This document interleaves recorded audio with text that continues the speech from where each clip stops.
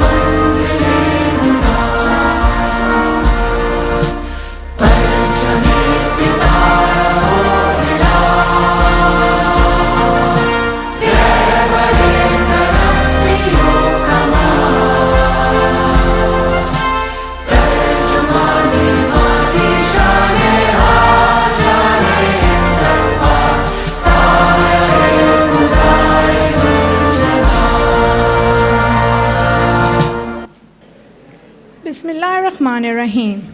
Assalamu alaikum, Gunaidin, Salamat Paghi, and good morning to all of you. I, Komal Zahra Jafri, welcome you all to the day 3 of the 5th International Conference on Management Sciences at Lahore Garrison University. It is an honor to host this prestigious gathering of scholars, industry experts, and thought leaders as we continue exploring our theme, Sustainable Future, Artificial Intelligence, Innovation, and Leadership for a Resilient World.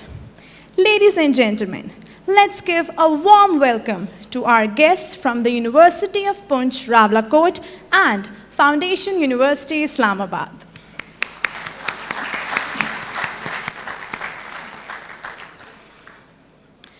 Dear audience, this 3-day conference was a collaborative effort among Lahore Garrison University, University of Poonch, Rawalakot, and Foundation University, Islamabad. Hosted by the Department of Management Sciences at Lahore Garrison University, the event featured insightful keynotes, engaging panel discussions, research presentations, and interactive workshops spread across all 3 campuses. To formally begin this event, I would like to request Mr. Mudassir Iqbal, Lecturer Islamic Studies from the University of Poonch, to recite a few verses of the Holy Quran. أعوذ بالله من الشيطان الرجيم بسم الله الرحمن الرحيم والتين والزيتون وطور سينين وهذا البلد الأمين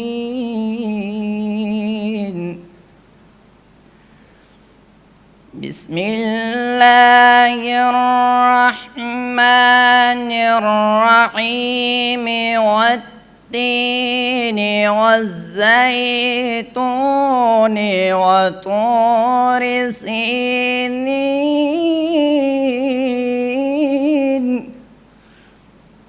والتين والزيتون وطور سينين وهذا البلد الأمين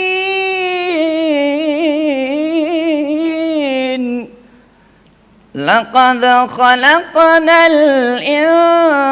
الإنسان في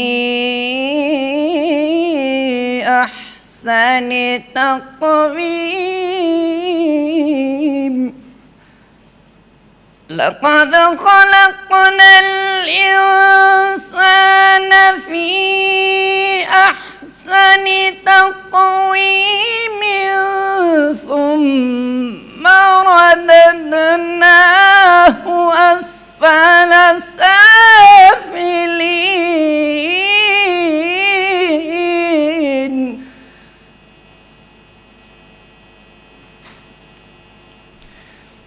إلا الذين آمنوا وعملوا الصالحات فلهم أجر غير ممنون.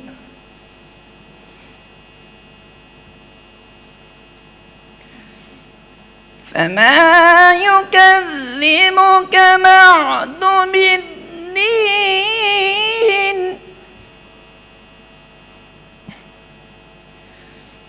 فما يكذبك بعد بالدين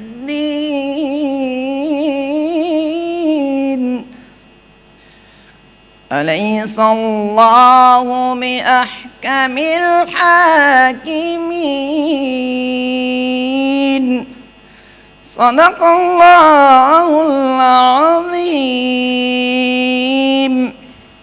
Jazakallah.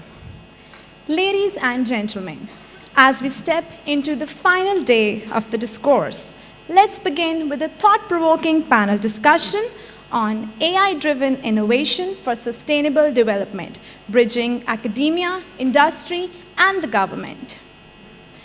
Our moderator for today's session is Dr. Nayatul Haq, Chairperson, Department of Management Sciences at Lahore Garrison University.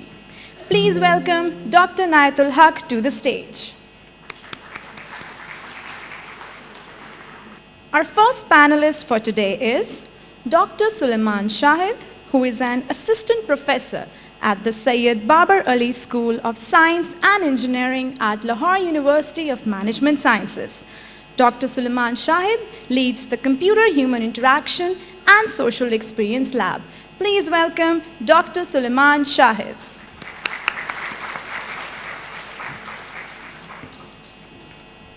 Our next panelist is Mr. Ehtisham Ali Raja. It is our pleasure to welcome Mr. Ehtisham Ali Raja, who is the Program Director at the National Business Education Accreditation Council. Mr. Ehtisham plays a pivotal role in shaping the quality and standards of business education across Pakistan. Please welcome Mr. Ehtisham Ali Raja.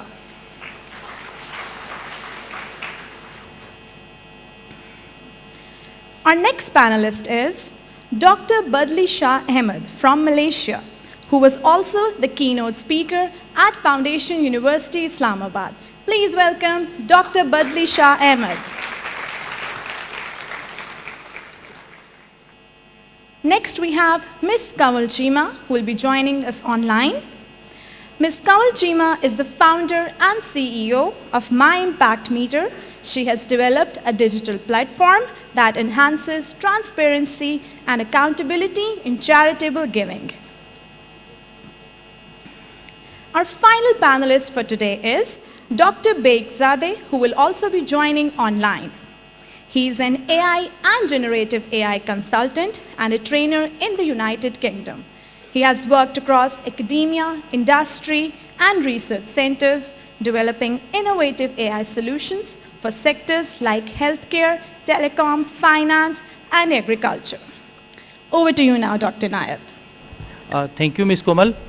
Ladies and gentlemen, good morning and a very warm welcome to this important panel discussion on AI-driven innovation for sustainable development, bridging academia, industry, and government. I am Dr. Inayatul Haq, and it is my honor to guide this conversation where perspectives from policy, industry, academia, and global perspective converge. So let's start this discussion by understanding the role of AI in higher education institutions. So Professor Badli Shah, I'm just coming towards you. Sir, in your view, how do you envision AI transforming teaching and learning methodologies in higher education institutions, please? Please, sir. Thank you very much. Thank you to all. I've involved in teaching nearly 20 years. So, and then my experience in higher education, I still remember. The lecturer go to the whiteboard and just write everything. Remember? I don't know. It's still being implemented or not. And then we, as a student, we just take note. Sometimes we don't even understand what are the professors are teaching using the board. Previously maybe blackboard, after that whiteboard. And then when I become a lecturer, I think usually we will just follow the way our teachers teach us, right? So we follow that. And then I still remember using the transparent slide projector, transparent projector. And then later on, after that, when every lecturer will be given a laptop, and then we use the laptop then we use software, PowerPoint projector, and until now we are still using PowerPoint projector. So I think the evolution of teaching methodology in UC has changed quite rapidly, and now AI is here. Actually, AI has been here for so many years actually. So it just currently has been pointed out and it's been used widely. If you remember, IR 4.0 was talking about the IoT, big data, virtual reality. Actually, AI is also part of the element of Industrial 4.0. So when you ask me the methodology in higher education, of course, as a professor, we realize this evolution. So we cannot avoid from this kind of things to happen. So now when I start teaching, I use AI, especially when I want to improve my teaching slides. During sometime I use the slide. The slide has been used for so many years. Suddenly when I look at it, sometimes I also don't quite understand what's in the slide, in the lecture note. And we as lecturers, sometimes we teach a different subject. Every semester the dean will change a certain subject, so we will teach different subjects. So when you come to teach, sometimes you are given with the subject that you are not quite familiar. So I think this is where AI is very good to be used, especially in higher education, to improve the way we teach. It cannot be the same the way we learn like 10, 20 years ago. So I use it to improve my content so that students are able to understand. And also now we can produce video and visual materials so that students can understand our subject matter that we teach. And now we have platform like e-learning platform. So we can put all our materials inside the platform and allow the student to follow their pace to understand the subject. Most of UC, I think university is quite lucky because we are dealing with students who wants to learn. I mean, we don't care about the student. We just give the material, so it's up to you to learn or not, isn't it? We only care when the marks are presented to the dean. The dean will ask why there are so much failure, or maybe why there are so much too many A grade students. So we only concern on that. So usually what we do, we just try to moderate the marks. But I think with AI, I think the professor will take it seriously. Actually, it's very important to make sure that the student understand what we teach. So using AI, you can improve your teaching material. You can add the teaching material, audio, visual, and kind of thing. And then you are able to track the student who are being left behind, who are being fast.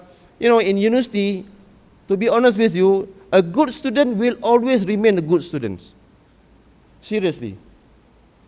You don't do anything. The lecturer sometimes don't even do anything. They just give material. The good student will become good student, inshallah. The bad also will become bad student.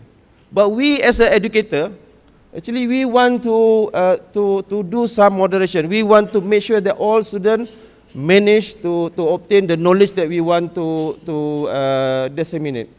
So we want to make sure the students all understand. Nowadays we are talking about outcome-based education. You see, the task of teaching now becoming more burden. The reason is we want to have a good teaching methodology to make sure that we are able to send the information and the student get the knowledge. So I think there are many more in terms of teaching methodology. You can use virtual reality, augmented reality. So there are many methods. So I think AI will definitely change the way we teach. Thank you. Thank you, sir.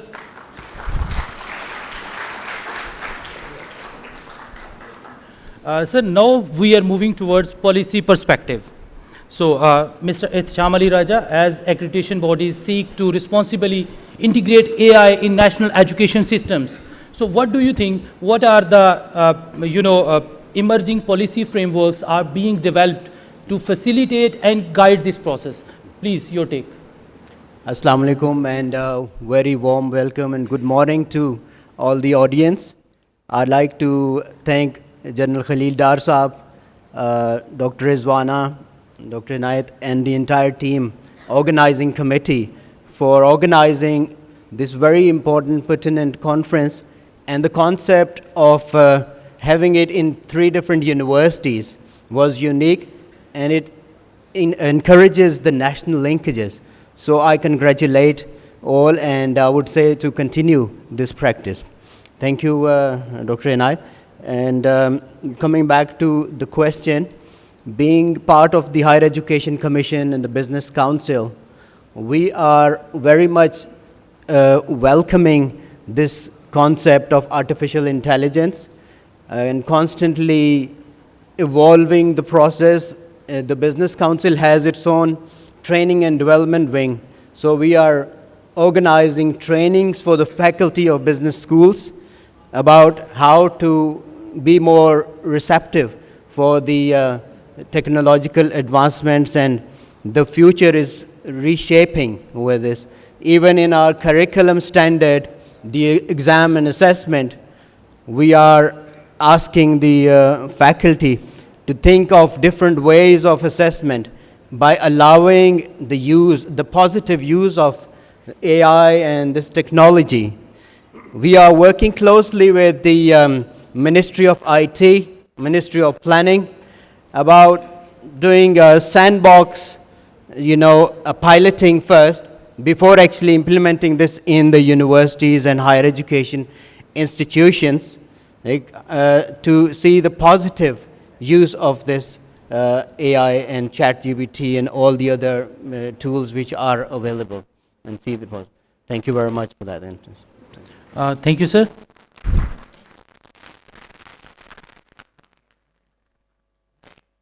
Dr. Suleiman, coming to you, sir. Sir, as digitalization reshapes education delivery system, so how AI in general is having impact on this aspect, and also what are the most important and promising AI powerful tools or platforms you have seen that can truly personalize the learning experience for students in higher education? Please. Thank you very much, everyone. Bahut shukriya for this kind invitation.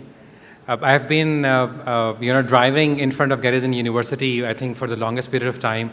Never been in, and it's such a stunning, beautiful campus. I was telling Dr. Saab Abhi, a good friend, Dr. Atif Chattha from long term, 20 years ago, that it's such a pleasure to be here. And thank you, Dr. Rizwana and sir, for inviting me. I don't want to take away the beauty of the conference, but the screen was also beautiful. I think the first thing I said कि आप किसी जगह खाने पे sorry for my आप किसी जगह खाने पे जाए ना तो आप खाना बहुत अच्छा पका हो और आप दही की तारीफ करके आ जाए उनको बहुत गुस्सा आता है. So मैं भी वही काम कर रहा हूँ कि इतनी अच्छी conference set है और मैं screen की तारीफ कर रहा हूँ, but that's not the point. But it's just beautiful, but a great infrastructure and a great conference. Thank you very much. Coming back to the point. I think we have been having this conversation for a very long time, and I think there are 2 groups right now in the industry, in the market, who talk about AI. One group is very, it's very hopeful in a sense. They say that it's just another internet. We had cars, and then we had planes, and then we had computers, and then we have iPads, and all those things. So this is an evolution, and that's pretty much it. Another group is saying that AI is a completely different ballgame altogether. It's an agent, it works and acts very different way, and it is going to have a very different and transforming effect, something which we have not seen before. I belong to the other group. I personally believe that AI is a very different phenomena. The way and at the speed it has been introduced in education, in the world, in work, in the future of work, in future of education, I think it's going to have a huge impact. It's already having a big impact. So we need, and it has changed a lot. So all the students sitting here, I think they know more than professors how to use all these modern tools. And they also know how to game the system so damn well that we can't even get that. You know, we think we are catching up and we're not even remotely catching up. We think we have found a way, to check their assignments, and they have already a plan for the next 1 year and 6 months. So I think the pace is unprecedented. The pace is very different from internet. The pace is very different when we had a printing press, and pace is very different when we had computers and everything else. So I think, one thing is clear that we were dealing with the COVID generation, and we were just not ready for that, and now we have a ChatGPT generation. Right? So this is a whole transition from one generation to the generation, and they're going to have a huge impact when they go to the market, and the market is also not ready how to sort of absorb them, because the jobs are not ready for that. So it's a complete paradigm shift in the way we are thinking, in the way we are teaching, in the way we are preparing our students, and in the way market would be accepting them in a couple of years. So I think I want to be very open and candid about it. And there are a lot of good news, there are a lot of good opportunities, but there are also some scary news. It's not all good news. If we don't adopt and if we don't respond in an appropriate fashion, if we don't have a framework in an appropriate fashion, and if every university doesn't really start thinking about it systematically, and we should, with all due respect, I think the regulatory body are very, very important, but they come very, very late. Their HEC role is going to be very late. The moment they can understand how to have that in Pakistan, we'll be in a new technology. And that's how the pace of the government most of the time is. So I think we, as a university, every university has its own way of thinking, way of conducting, their business. So I think every university should really think about how to respond to that. And then, of course, a regulatory body can respond to that. So that's my second point. And third, about the tools and technologies, I think they don't really. Of course, we all know that GPT is a great tool, and then there are many, many other tools. But I think it's not really about tools. These tools are going to get better. It's how would you include them systematically at a part of your conversation in university settings. I think that's going to be the most important thing. And instead of running away from them, instead of banning them, I think they should be a part of every course.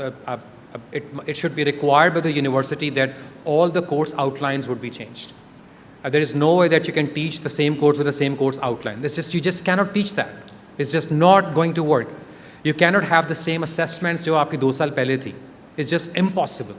So I think that's a third point. So it's a paradigm shift with the way we are teaching, the way we are studying, the way industry is going to work, and the way we're going to hire. So if we don't start from the university, I think we will see the results which we don't want to see in the coming days.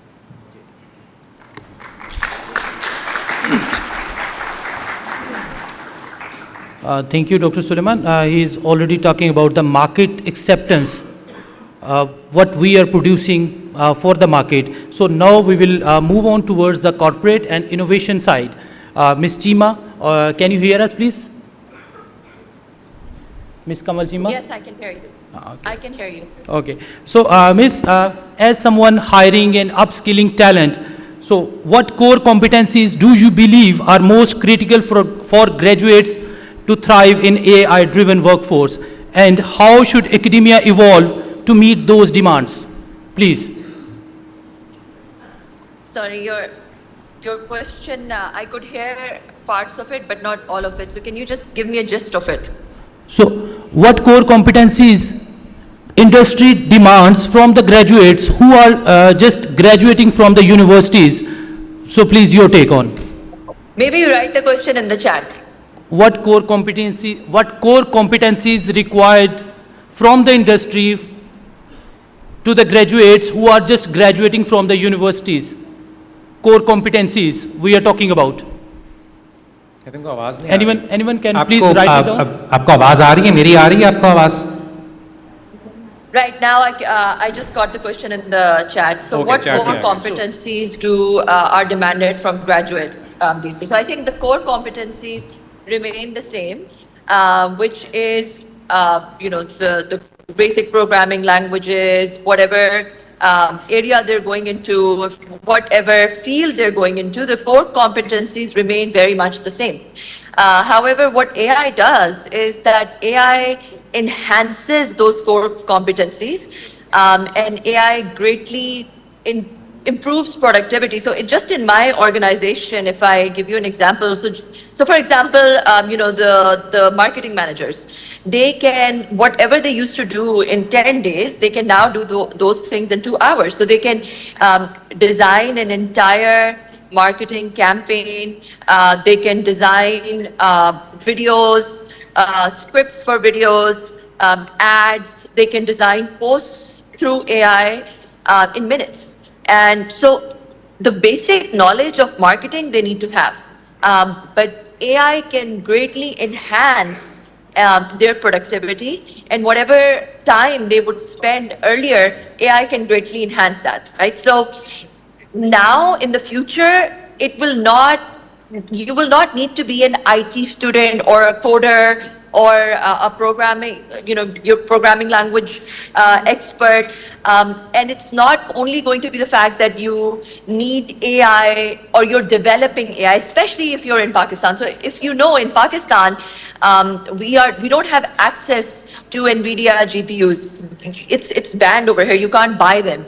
And China is developing its own APUs, but they still have the whole ecosystem, the firmware, and everything else to develop yet. So they're not there yet in terms of the basic building block of AI. So I guess what I'm trying to say is that when it comes to the race that everybody's in, some of these China, the US, and some of these companies, the race that they're in, trying to develop the best chatbot, trying to develop the best AI system, we're probably not in that race. But what we can be really good at is leveraging AI.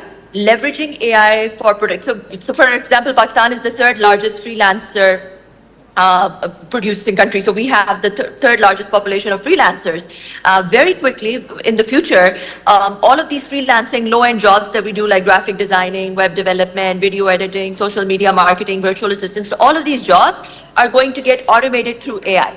So the service economies, especially the low-end service economies that we are a part of, we are going to lose those jobs very quickly. So if we can start leveraging AI to produce or greatly enhance our productivity, that's the only way that this is going to survive. So what I was saying was that instead of us being the greatest machine learning designers or whatever, whether we are producing in our universities, whether we're producing doctors, we're producing real estate agents, we're producing engineers, we're producing marketers, any discipline that we're producing, we need to make them learn on how to leverage AI to greatly enhance their productivity, and not just chat gpt, but there's so many other tools. And now there is this new concept of AI agentics that we're testing in our organization. So what AI agentics is, basically you create an AI agent which takes an autonomous task end to end. So, for example, in sales, you have an AI agent that will go scrap LinkedIn, will find your relevant profiles of the relevant customers that your company targets, and then will start reaching out to them after understanding each of them. So, for example, they will reach out to a person after understanding what that person is, what their writing style is, what they're interested in, what they've posted about. And so a very personalized email to this person. And then once they respond, then they will pass that on to the next level salesperson or an inside salesperson to follow on. So you can be generating thousands and thousands of leads 24 hours a day through AI in sales. So similarly, that's what I mean. Like if you're a real estate agent now in Dubai, They've got real estate agents through AI, who are completely autonomous, who are reaching out to thousands of potential clients in real time, right? So the idea is that anybody who starts to leverage AI in the short term is going to outperform or outjob those who don't leverage AI, irrespective of what industry they're in, irrespective of what degree they're doing, they're going to start outperforming them. And in the future, we can't even tell what's going to happen, right? So in the future, we can't even tell after 5 or 10 years how this is going to evolve. I reckon that the way we work, live, play, learn is radically going to change, and it's probably too early to predict what's going to happen. Thank you for those insights, Ms. Jima. Now we are moving towards Dr. Baik. Can you hear us, please?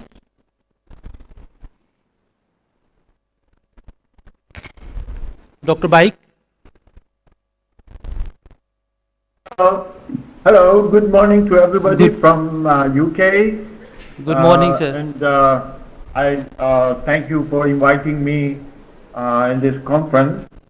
And as a person who has been in this field for more than 40 years, of course I graduated, I got my PhD from Essex University in 1992 in artificial intelligence. And since then I've been working in academia and research centers and industry, and I've had a very special interest in applying AI in education system. So you may be surprised if I say the first expert system I developed for education and teaching differential equation was in 1993. So at that time it was very early, of course. But since then I've been developing different systems, but I mean e-learning system, intelligent e-learning system based on semantic technology, fuzzy system, decision making, and so many aspects of AI applied in education system. But based on the strategy for using AI in education system, I also work on Education 4.0 or some sort of sustainable development of, in fact, education system. That is very important at this level if we want to, as a matter of fact, maintain the improvement and development of our education. We need to strategically rely on not only AI techniques and technology and algorithm, but also we have to lay down infrastructure at the government level and even the regional level in order to combine research and development as well as deployment by involving government, private sector, public sector, universities, research centers together. And I usually propose a center of excellence in order to manage and maintain the consistency of development and develop a system which is organic in terms of matching and adapting with, in fact, evolution of technology. Because everybody knows within the last 2-3 years, since ChatGPT came to the picture, in fact, the awareness of the public increased dramatically. I remember 2015, when I was talking about big data, nobody was listening. Even the first question, the first public talk I had as a keynote speaker in a conference was mobile learning, intelligent mobile learning. Yes, when? 2005. But everybody looking at me and saying, what you're talking about. But now when you talk about AI application in education, you can figure out that everybody is interested to know how to do it. So I suggest now at this stage to think about education system or future education system in terms of not only the content of education that should be changed dramatically, also the infrastructure, the fairness of the services and access to the data, to the software, to the education and content based on some sort of sustainable policies and strategies in the country. So if you are interested, I can explain more in detail, but I'm sure that my time is limited. And if I want to just summarize my talk, I have to highlight this one.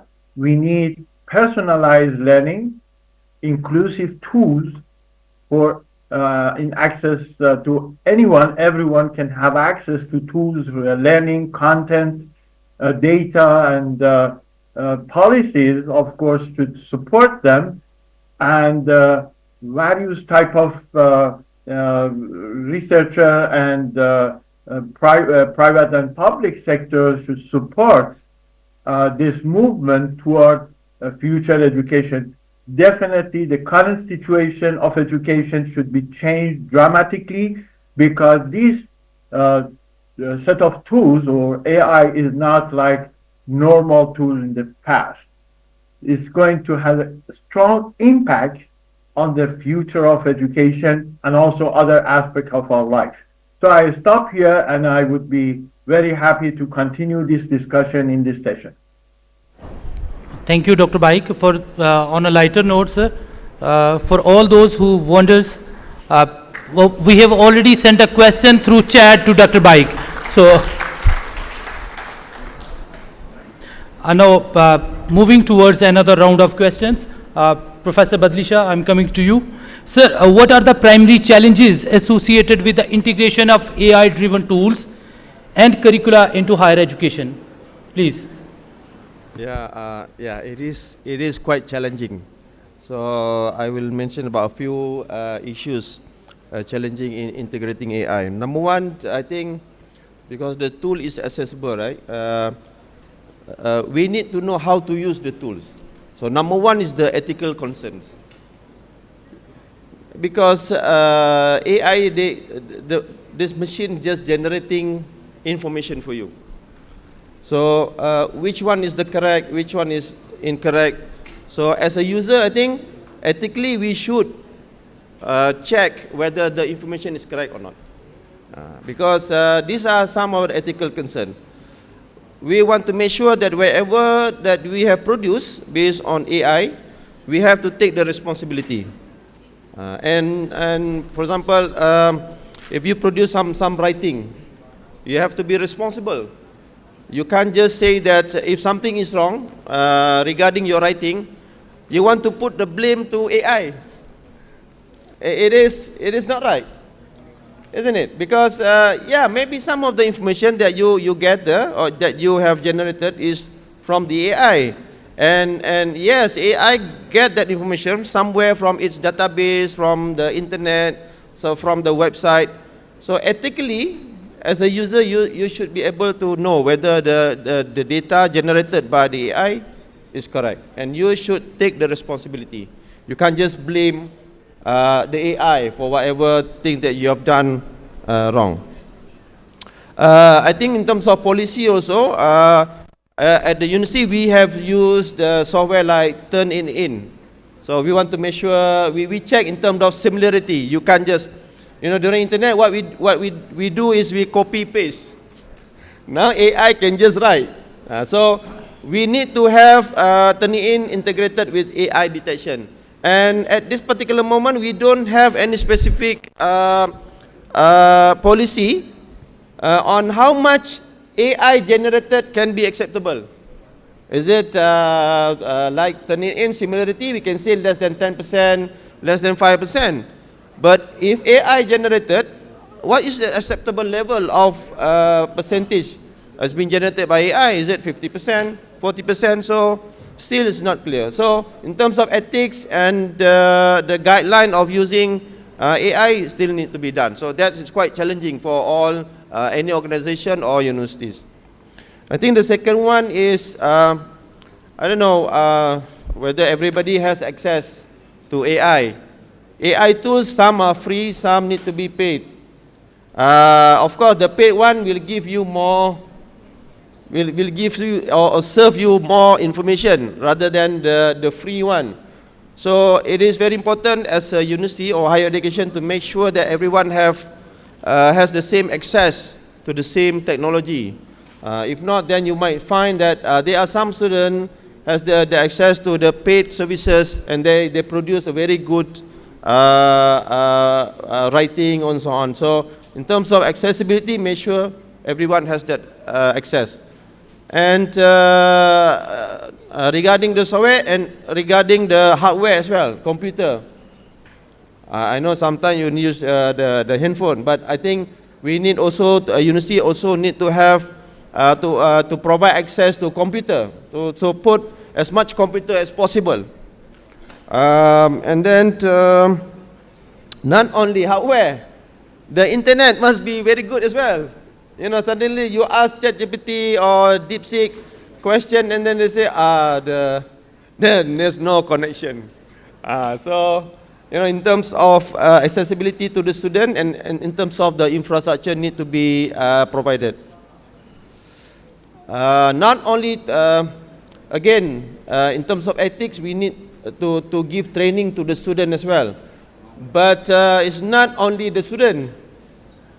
We facing challenges also for the academic staff, right? So they also know, they also should know what are the tools can be used. You know, sometimes lecturers, you know, don't be surprised that some lecturers, they don't even care about AI. You know, they think, oh, this is just a hype.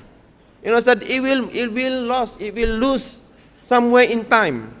People will forget about AI. No, actually, some lecturers also need to be trained using this tool, especially the senior lecturer. For the young lecturer, like I think like Dr. Sulaiman, no problem. He's very young, so he's well versed of using all these tools. But what worries me, like the senior academic staff, you know, sometimes they also don't want to use the mobile phone, don't want to use the computer. So it's quite challenging. So I think one of it is the training. We need to have a proper training from multiple levels, from beginners, intermediate, advanced, for all the academic staff, as well as the student. I'm not saying this because I think the Vice Chancellor is not here, right? So I think the top management, university top management should encourage. There's no point of the lecturers, you know, keep saying we need to use AI, the dean keeps saying AI, a student use AI, when the top management does not encourage. So it will not happen. So it's quite challenging because people, like the industries, the lady mentioned just now, you know, there are certain traits that they also require the student to have in order for them to function very well at the industries. So if you don't have support from the top management, it's going to be very difficult. So I think enough of that. All right, that can be so long. So at that point, that are the challenges that will be faced mostly. Thank you very much. Thank you, Professor. These are really insights. You talked about the challenges, what as an academician we are facing challenges, what the students are expecting from us. It's really an insightful talk. Now moving towards, again, Sir Raja. Sir, ensuring access to AI resources is a pressing concern. And what strategies can policymakers implement to guarantee inclusive distribution of AI resources across both urban and rural institutions? Sir, your take on this point, please. Thank you, Dr. Naid. Regarding the access to urban and remote areas, the Higher Education Commission and the Ministry of IT and the government is taking measures to have good access and connectivity everywhere. But right now is a challenge in some parts of our country, like Balochistan, interior Sindh, and that there's high-speed internet is not available. But Higher Education Commission has a PERN network in all the universities where we're trying to provide the high-speed connectivity.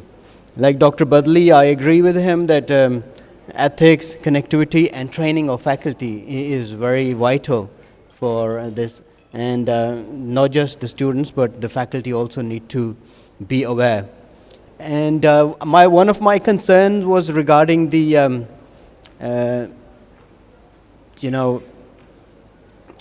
the information that we get from the artificial intelligence, how authentic it is. Sometimes it's a hallucination factor that when you have a prompt and you ask something to ChatGPT, it creates its own context based on the data that it has. So one has to be clear to authenticate and validate that information. So that's my suggestion on that. Thank you very much. Thanks. Thank you, sir.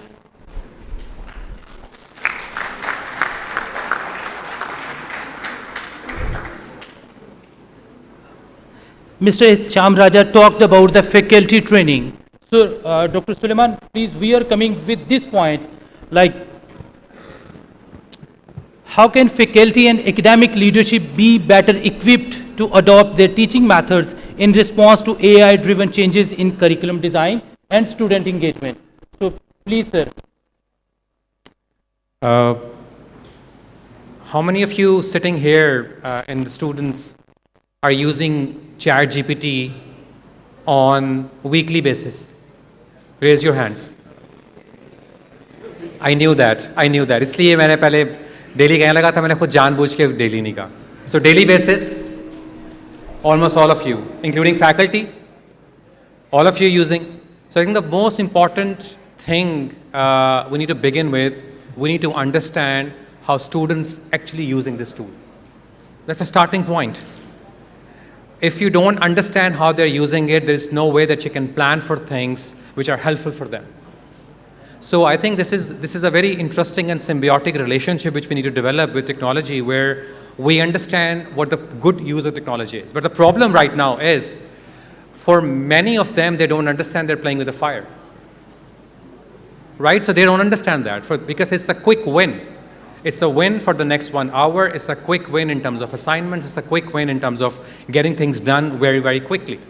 So they don't understand, and that's perfectly fine. That's not their job, you know.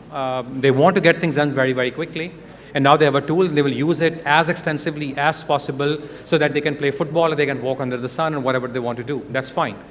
But it is our responsibility from day one to understand what the use is, and what the good use is, what the bad use is, and how do we make a policy out of it. So my proposal is that if we don't get that part right, there is no way you can do anything else. So first admit, first accept that there's extensive use. Also accept that they're not telling you they're using it. You know, they can always tell you that, you know, बिल्कुल नहीं किया, बस थोड़ा बहुत किया है, you know, इतना ज़्यादा भी नहीं किया, cheap version इस्तेमाल किया है, पेड तो है ही नहीं, you know, all those things. But that's not true. Right? There was a report right now from an American university where they were saying that CS200, which is a very, very important computing course, 78% of the assignments were done using GPT, and there was more than 80% of the use of GPT in those assignments. So in 3 years, you have a change where students, 80% of the students were doing programming assignments at their own. Now you have moved where 80% of them using AI, and many of them have no clue how are they doing it. So they have a good answer, but they don't know how the good answer comes. It's the same use of calculator. So you arrive at a conclusion without doing it. My point is that it is a faculty-first approach. That's it. We need to change ourselves. We need to be proactive, and students will come late. Management will come late. It is first me, individual, who has to change. That's it. So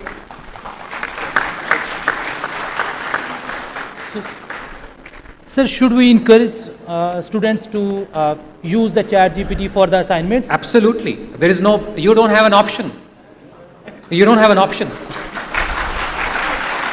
So, all the students are clapping. No, find a way that you give people eye, and they are allowed to open their eye, and you tell them don't see. How can they not see? You know, and once they have seen something, you can't unsee it. You tell them that this is a beautiful thing, you only see it once and you're allowed to see it. You cannot undo that. So once they know what the magic of ChatGPT is, you can't take them away from that. It's just not possible. So unko bura wala mat ke, don't tell them that why do you use it. Make a system in which they can use it in an ethical, legal and productive way. And that is for that I have to change myself. I get money for that. That's my job. There is no other way. I wish there was a way, I don't know that way.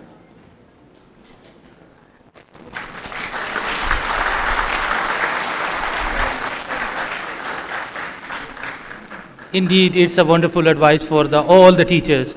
So please be prepared, be proactive. So thank you, Dr. Suleiman.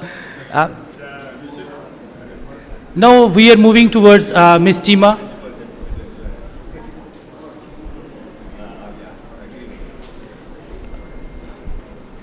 Ms. Chima, can you hear us, please? Yes, I can hear you. Okay. So building on that, Ms. Tima, how is your organization utilizing AI to tackle challenges and sustainability simultaneously? Please. Right. So I just would like to comment a little bit on the previous question that you had, and I think that I really agreed with the last Please. speaker. So one of the things is that when you started using calculator, when the calculators came, essentially the math testing changed. You weren't testing students for calculations anymore. It evolved. And so I think, as the last speaker said, we will need to evolve. So what AI has done is that it's commoditized intelligence. I just saw a LinkedIn post very recently where it was a really well-written LinkedIn post about a very difficult topic. And I know the person who has written it, and I know that that person could not have written it. I know that that person does not have the depth or the substance to write such kind of a post. But you know, that's what you've done now. People were awarded or had different jobs or different roles in society because of the level of intelligence or the level of output that they could produce. But very soon in the future, because you've commoditized that very ability, that intelligence, which has never been done in the history of humankind, humanity will evolve. It will significantly evolve, and the way you teach, the way you test, will have to significantly change. So maybe, you know, when students write assignments with AI, maybe in class they might be asked to analyze them. They might be asked to write a critique on what AI has written and what they think AI could have written better or something. I don't know. I mean, something like that. But we will need to evolve. In terms of how my organization uses AI, like I said, now right now we've started using AI to massively increase our productivity.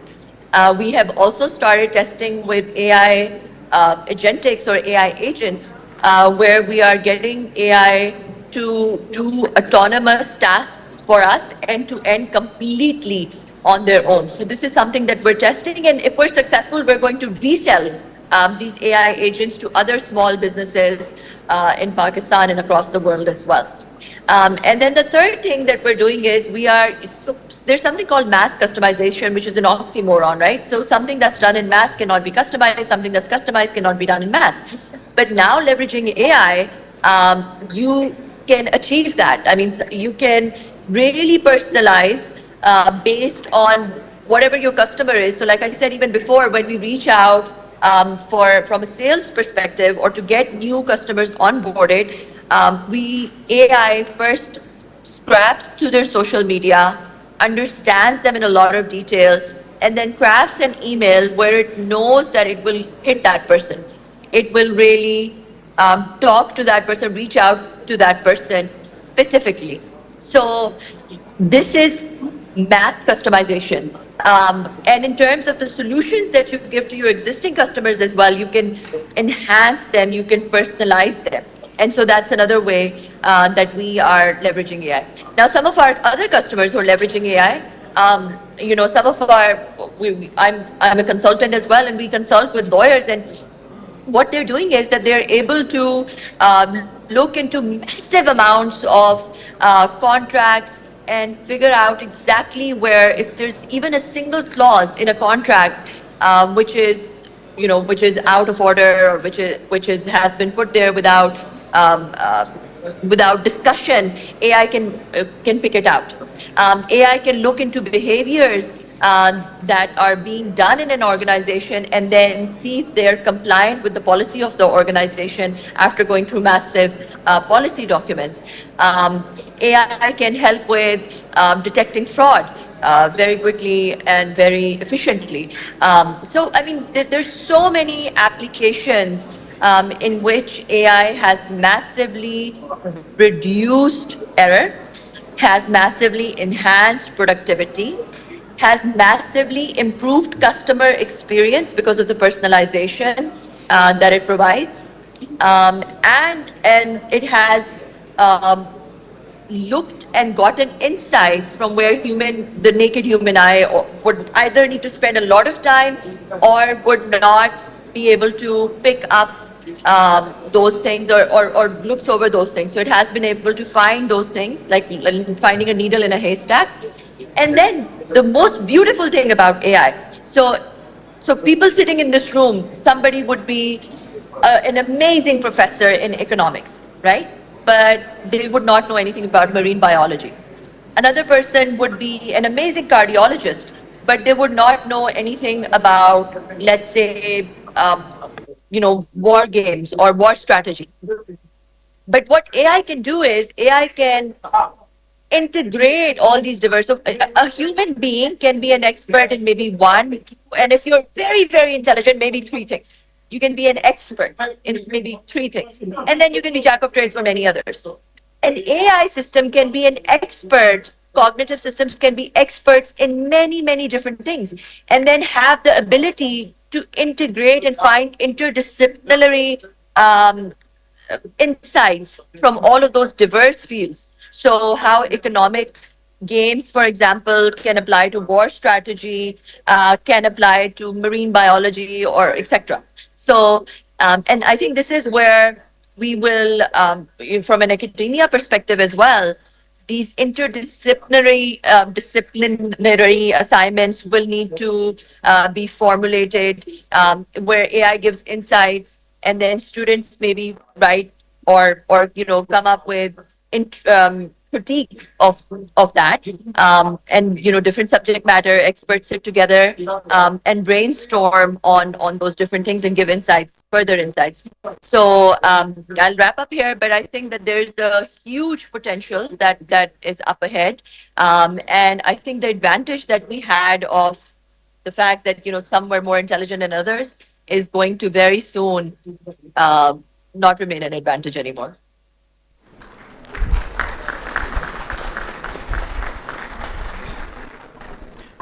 Thank you, Ms. Dima. She talked about how we can be a productive and efficient by using AI. So take it as AI as an opportunity, not a threat. So we need to be more collaborative. And now we are moving towards Dr. Baik. So Dr. Baik, as we consider collaboration between key players, what proven models exist for effectively aligning academia, industry, and government to co-develop impactful AI innovations for sustainable education? Please. All right, thank you very much. Very important question. Based on my experience, I've been working in academia and research centers and industry, as well as government. In fact, I have this experience that if we cannot maintain sustainable collaboration between all these organizations, definitely we would not be successful in integrating and implementing AI in country, and particularly improve education to the next level. So as a matter of fact, most of the countries, they have different sectors working separately, like education, research center, and researchers develop some sort of innovative ideas and systems. And then industry or business companies are not in relation with the outcome of the universities, of the papers, of the theses are going to the library and nobody use it, and government cannot support it. So nowadays, we need some sort of integration, and the right model, I was working on it, and while I was working in the research center, I was playing this role in order to maintain the relationship between research centers, universities, and business units and companies and industries, and also government policies, because government policies should support all financial and grants and policies and regulations, and business units should identify what are the demands of the market and what needs should be highlighted to the universities. And universities and research centers should know and be aware of market needs and focus and target that one. So if we cannot maintain this relationship and each party play their own role in order to move as some sort of integrated body in the country, they would not be able to succeed. And definitely we call this situation valley of death, because the output of each part is not useful for the other part. So everybody work on their own direction, and there is no integration and coordination between the outcome of each individual partner. So if you want to be sustainable, the model is not only to maintain the relationship based on certain roadmap, based on certain vision for at the national scale, but also we have to support innovative activities, the researchers, university, in fact, activities in order to guide them under certain umbrella of a vision for the country, and based on certain strategic roadmap, they have to move forward to that extent that all the activities integrate together, support each other, and at the end of the day, the whole nation get the benefit of this activity. So I believe in order to make this effort at the national scale, we need some sort of organization or institution in order to do all this collaboration, all this integration together, and make sure that the outcome of all activities in different parties are combined together with a very clear objective and with a clear benefit for the nation.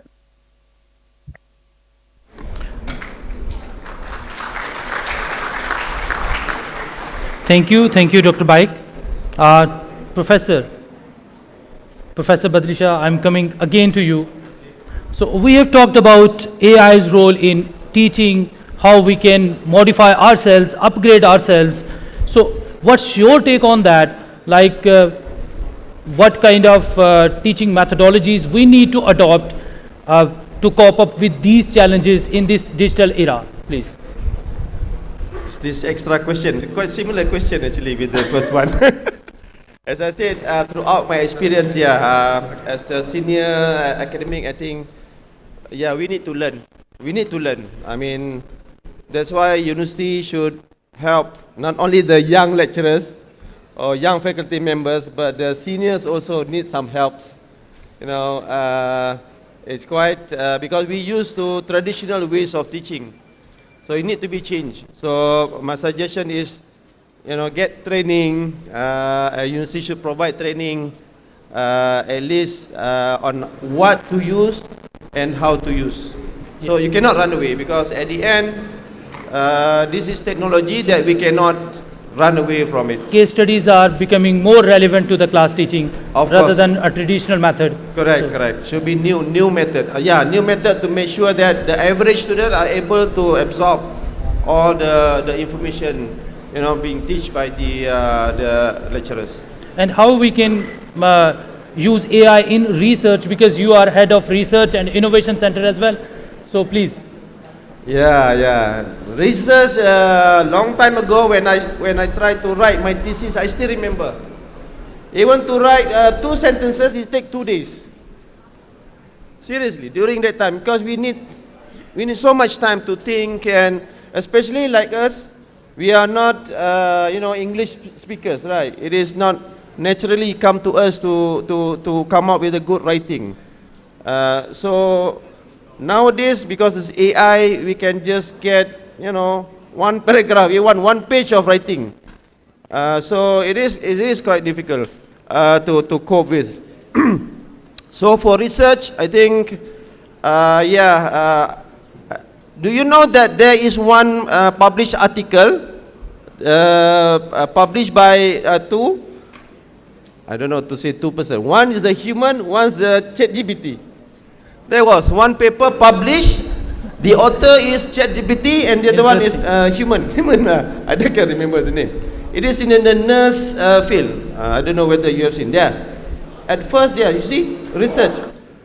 We before any policies, before any guideline has been come out regarding the AI. So it is. I don't know whether it's going to be very. It should help. In my point of view, it should help. It doesn't deter that we deter from do any research. So AI should help and expedite and make our research more efficient. You should try. You just give a graph of picture to the chat AI and ask it to give their conclusion or their summary on that. So it is very good. I just ask ChatGPT. Actually, where I was talking about how much percentage accepted for AI generation, like similarity index, like Turnitin, we know like acceptable around 10 or 5%, right? But when I serve and I ask the AI, I think there are some guideline of accepted generated AI information is around 20%. Dr. Suleiman, please. Continuing on collaboration, how can academic institutions actively engage with industry to co-create AI-driven solutions that support both education and sustainability goals? How industry and academia can work together, that's what, okay. I would say that it's an important question, but many of our universities, unfortunately, are not there yet. And there are multiple reasons. First of all, this is the most common question we get all the time, that how industry and academia can work together. And industry always says that we need a fully cooked person, and academia says that we need to make sure that somebody knows how to write a nice code. So there's always this battle. Instead of us answering this question in detail, my closing note would be that AI is going to be a threat for a professor who thought teaching was a part-time activity. So if we will have to go back to teaching as a full-time activity, and once we start taking as a full-time important activity, we'll be able to produce students in a very careful fashion, systematic fashion, which are not only good citizens, but also a good fit for the industry. Education has changed, is going to change dramatically, and I think that's the only way we can answer this change is by changing ourselves as a faculty member, and that's my last point on this important topic. That's it.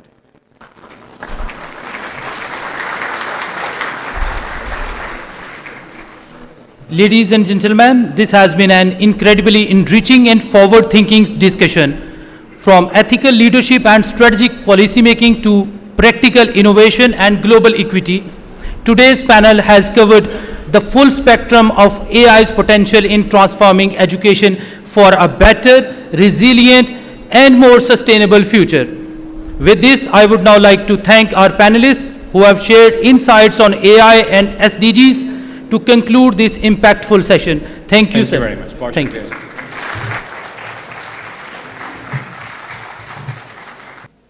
Thank you, Dr. Nayat. Thank you, Dr. Nayat, and all of our panelists. Moving forward, esteemed dignitaries, respected keynote speakers, distinguished presenters, and participants, as we proceed with the culmination of this 3-day conference, which is in fact the 5th conference hosted by the Department of Management Sciences, we'd like to share a brief look at our journey of previous conferences, illustrating how we have consistently addressed the sustainability and role of technology in advancing progress. Let's have a look.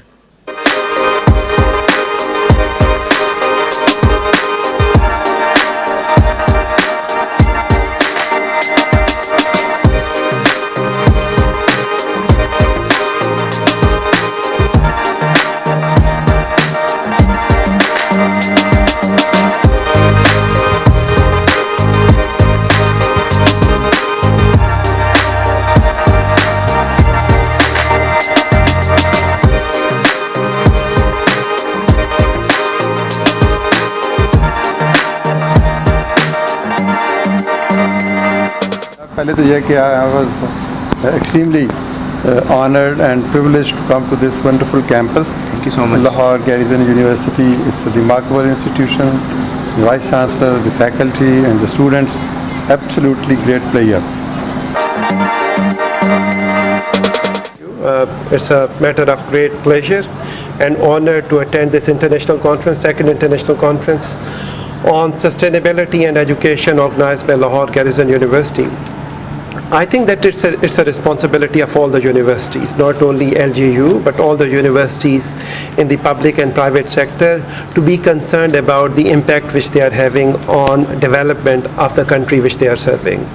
So that development could be in the context of, particularly in the education sector, in the context of inclusive education. It could be in the context of, for example, creation of jobs, creation of opportunities for employment, and also provision of equality of opportunities and equality of access to not only people on the basis of gender, but also on the basis of ethnicity, race, religion, and social class.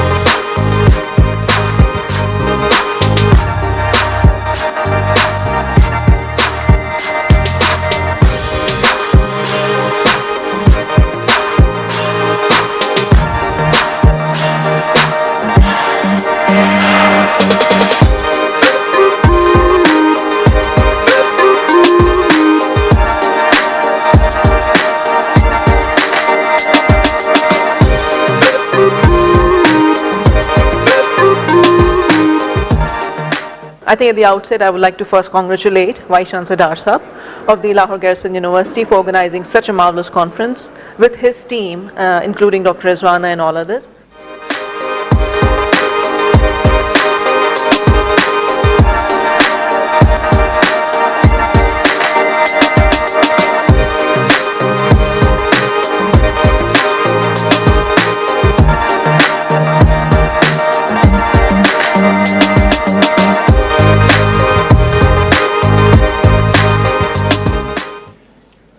I now request the Honorable Vice Chancellor, Lahore Garrison University, and the conference chair, Professor Dr. Rizwana Bashir, to please come on the stage and award a souvenir to Dr. Suleiman Shahid, who was our panelist from the panel discussion.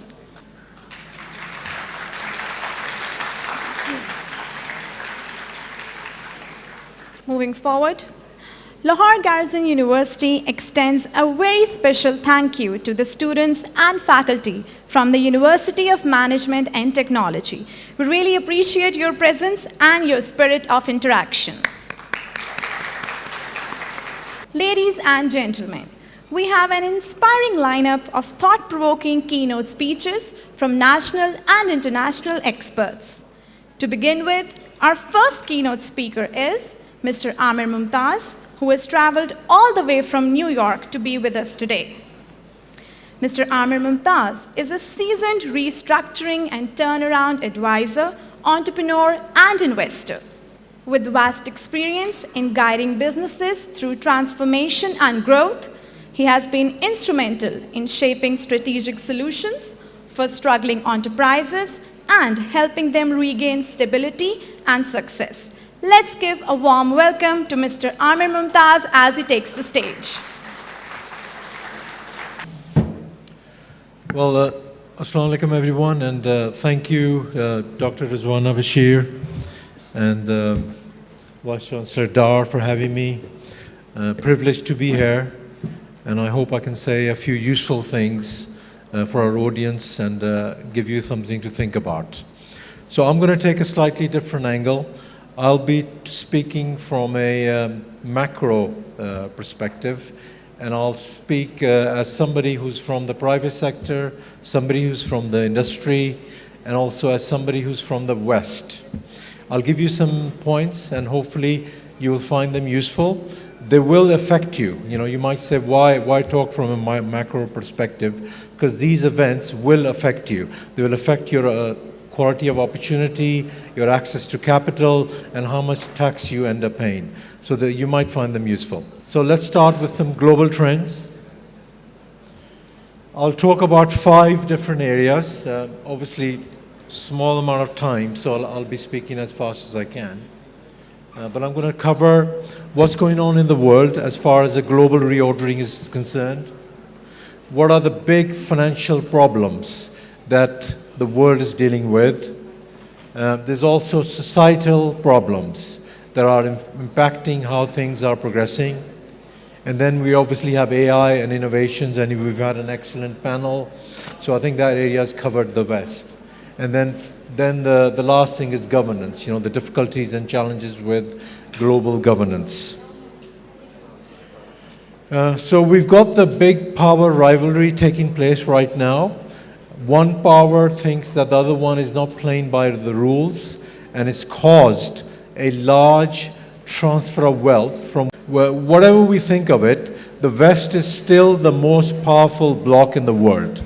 The West still has the most money, the most innovation, the most development, research, etc. The rest of the world is either a user of that in that development and that research or that innovation, or it's a mass producer, but it's not an original developer. So the West position is still very strong and still very, very important. So the big problem in the United States and the EU at the moment is a debt. We have a large debt in the country that's become unsustainable. And if you note very carefully what the US administration is doing right now, the 2 people in the administration who are both from the private sector, a point worth noting, they are focusing on just 2 problems. One problem is a debt, which is caused by a fiscal deficit. What is a fiscal deficit? Where a country spends more than they earn, more than they generate or earn from their taxes. Do you know any country who does that frequently? Our own country, Pakistan. The second big thing that the West is grappling with, and the United States government, is a trade imbalance. It's good to trade with each other. Countries trade a lot, and that's a good thing. But the trade needs to have a level of balance. What we have seen in the last 30 to 40 years, the imbalance has grown to a point where it's become very threatening to the country who are on the negative end of that imbalance. United States is on a negative end of that imbalance. Pakistan is too.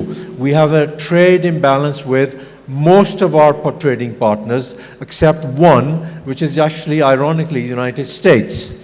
And you will hear the President Trump saying that the damage of trade imbalance is being caused more by friends rather than foes.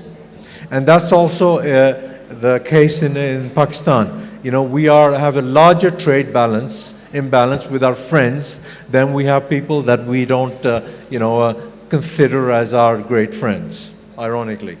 What are the implications? Something needs to happen to deal with the debt. Otherwise, we have a situation where a country is just surviving or existing just to service the debt. A whole economy of a West African country or a country in the global south is all they're doing is just the whole population is working so that they can generate enough revenue to pay the debt. That's a terrible thing to be taking place, and we need to think about that too. That our own economy is now very much about servicing the debt. There's less for the people, less for the welfare of the population, which is a very bad situation to be in, and we need to be, thinking about that. Countries can no longer continue overspending. We overspend in Pakistan, we overspend in the United States. The magic number is 3 or 4%, but most of the countries are spending twice as much. The deficits are twice as much. And that's unsustainable because it leads to huge amounts of debt. And you might think that, well, how does that affect me? It does affect you because all of your, your income is shrinking because your money is going towards servicing the debt. This needs to be addressed. Now, I'll talk a little bit about the societal problems. They may not be that, relevant to you, but it's good. It's worth noting. There's the left and right tussle taking place across the world, especially in the Western world. And what happens there is that each side pushes for things, thinking that they will address some of the grievances they have, but sometimes they don't. But the side pushing for it forgets to look at the outcomes. There's less understanding or care of the outcomes. Extreme positions are taken for minorities, which are affecting the rights of majorities. Let me move on quickly. What does this mean? We get extreme polarization in society. We get merit replaced by some other factors. We also have diminishing of personal responsibility and reliance. And nowadays, words like immigration, multiculturalism are not very popular. The West is not looking for huge amounts of immigration, whether that's illegal or legal. Even legal, they want to curtail immigration because they're looking to preserve their own cultures. And they feel that mass immigration affects their culture. AI, I'll talk a little bit about that, but I think that was well covered before. It's obviously going to affect lots of professions. It will improve efficiency and productivity, but it will shrink the amount of work available.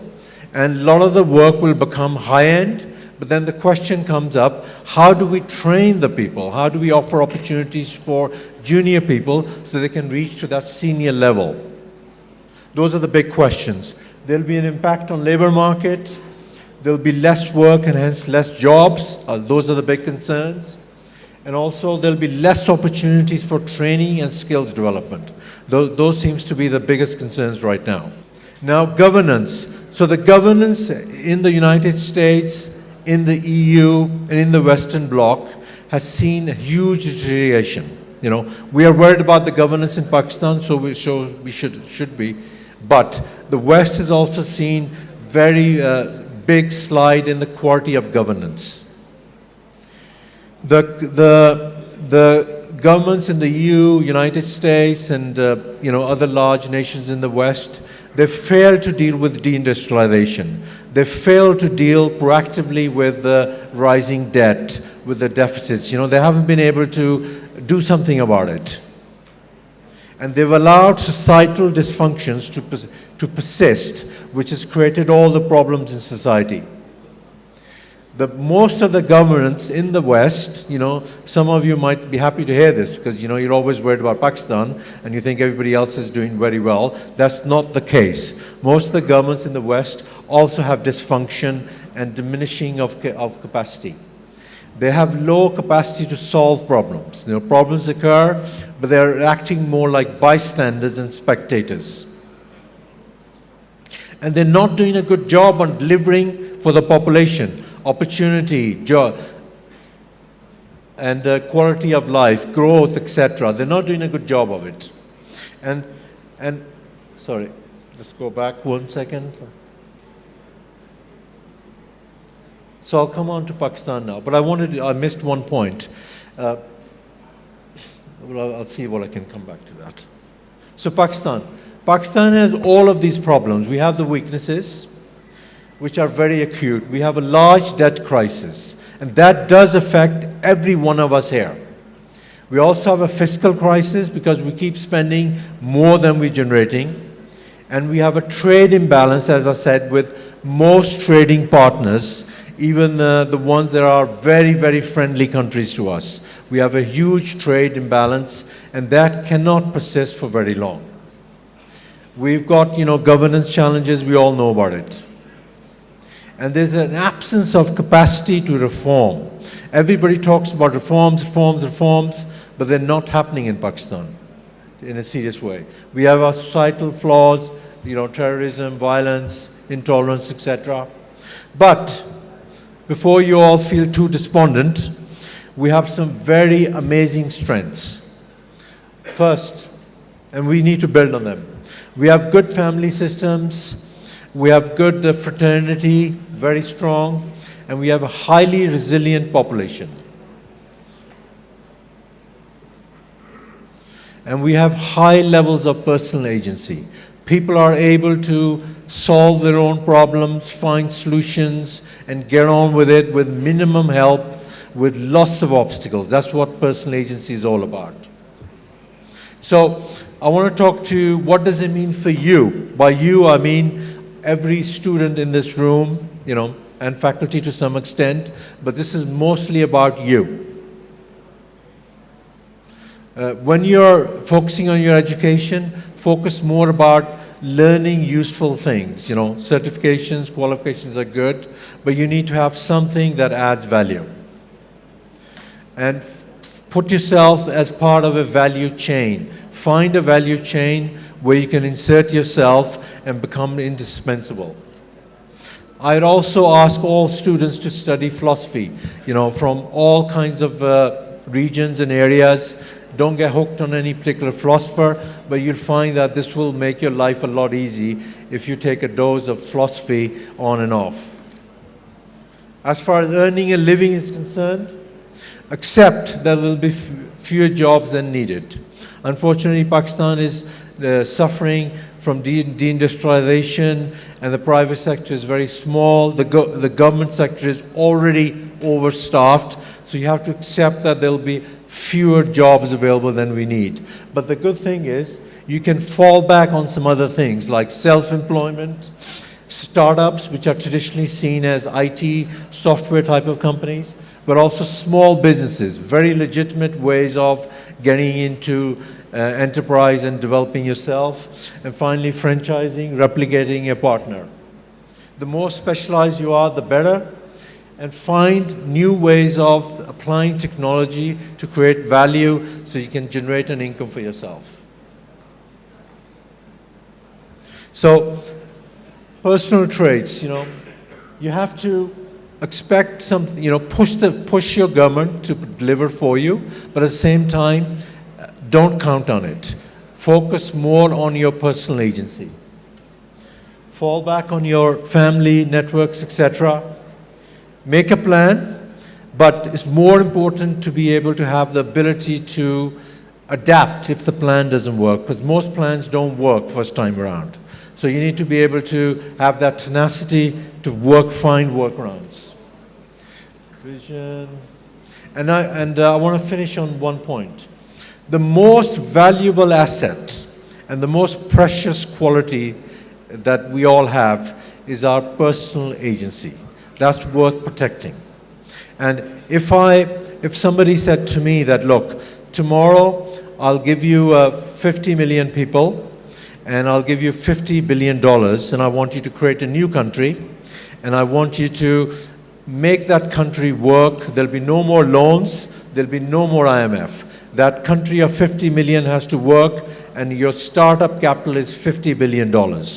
Who would I bet on? Would I bet on the people of Pakistan? Would I take 50 million from Pakistan?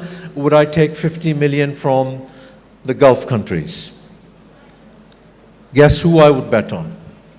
I would bet on you. I would bet on the people of Pakistan because they have tremendous agency and they survive and they thrive and they do their best despite so many challenges, despite not being born with the country, not be born with the natural resources and all kinds of other handicaps. So I would bet on the people of Pakistan. And if you ask somebody from the Gulf countries, they would all probably, if they were honest, they would probably say the same. We would go, stand behind the people of Pakistan because they've shown that they've got what it takes. Thank you very much.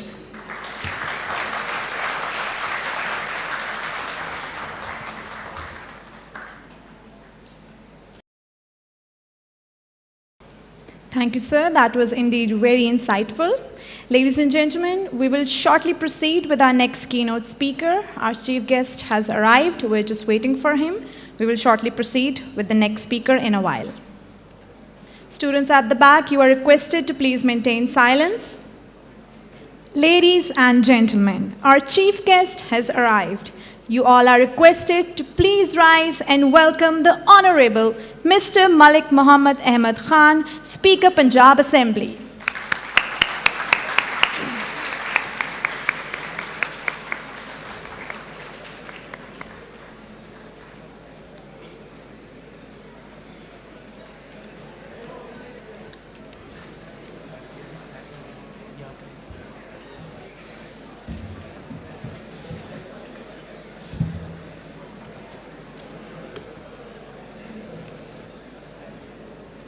Welcome, sir. Your presence adds great value to this ceremony. We just had a panel discussion revolving around the use of AI in academia, industry, and the government. Then we had our keynote speaker, Mr. Amir Mumtaz, and now we will proceed towards our next keynote speaker, which is Ms. Falahat Imran.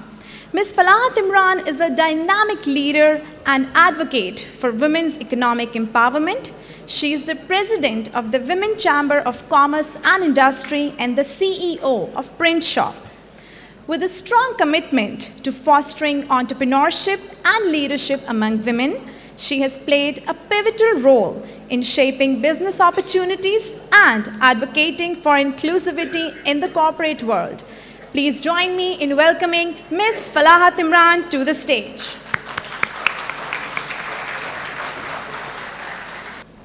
Bismillahirrahmanirrahim. Respected Chief Guest, respected Vice Chancellor, and ladies and gentlemen, Assalamu alaikum and good morning. It is truly an honor to speak today on the subject that sits at the intersection of innovation, inclusion, and impact. Sustainable future, artificial intelligence, innovation, leadership for a resilient world. Here, I would add sustainable future through women entrepreneurs. Today, as we work towards building a resilient and inclusive world, we must recognize that the empowerment of women entrepreneurs is not just a development goal, it is an economic imperative.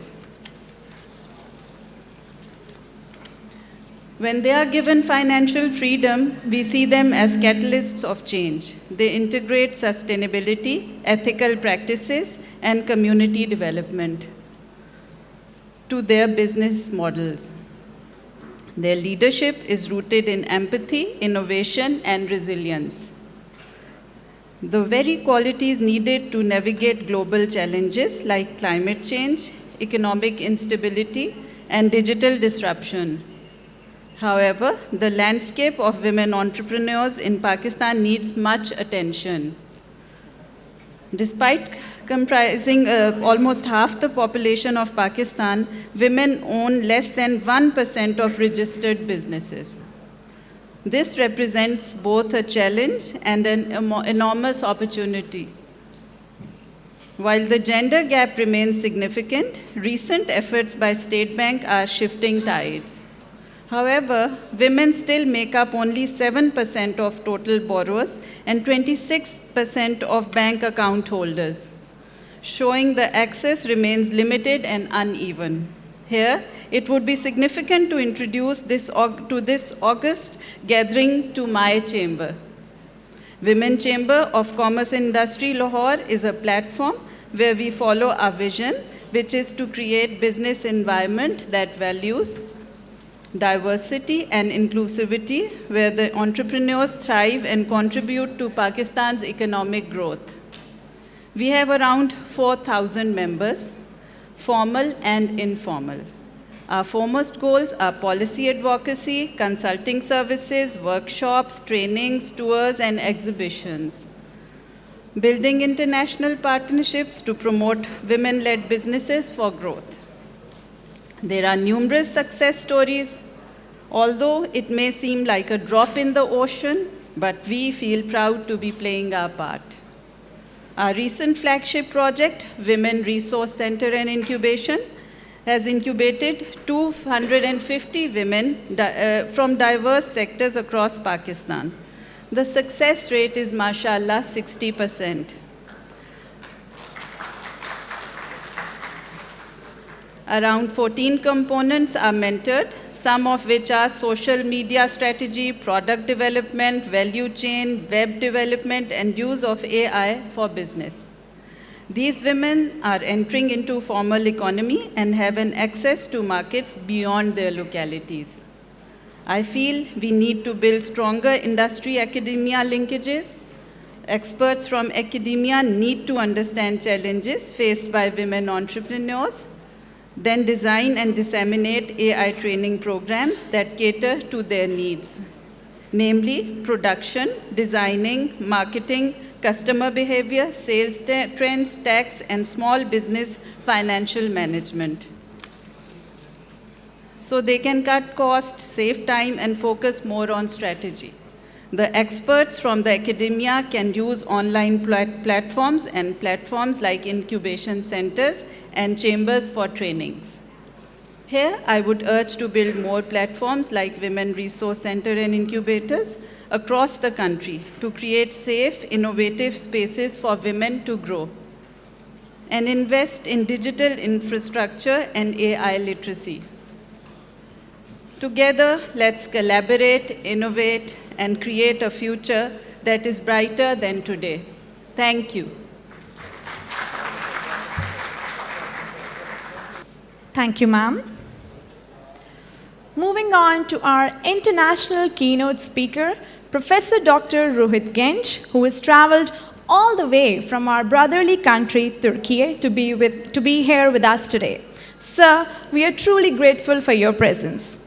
Professor Dr. Rohit Genç holds a PhD in Management and Strategy from the University of Istanbul and has gained international experience in the USA, Canada, Germany, and France.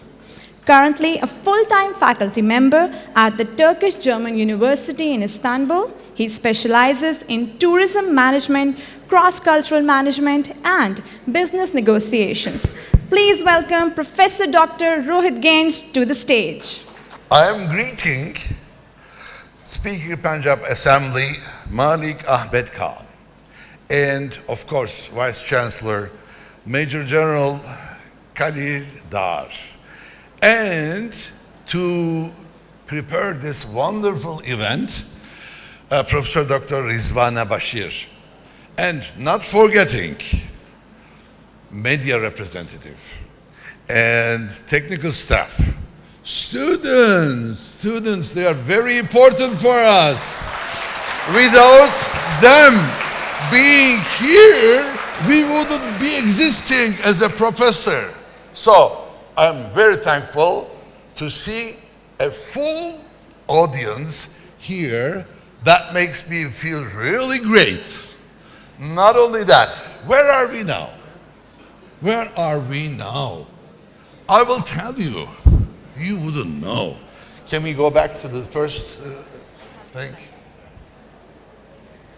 No, not this one. The map, world map.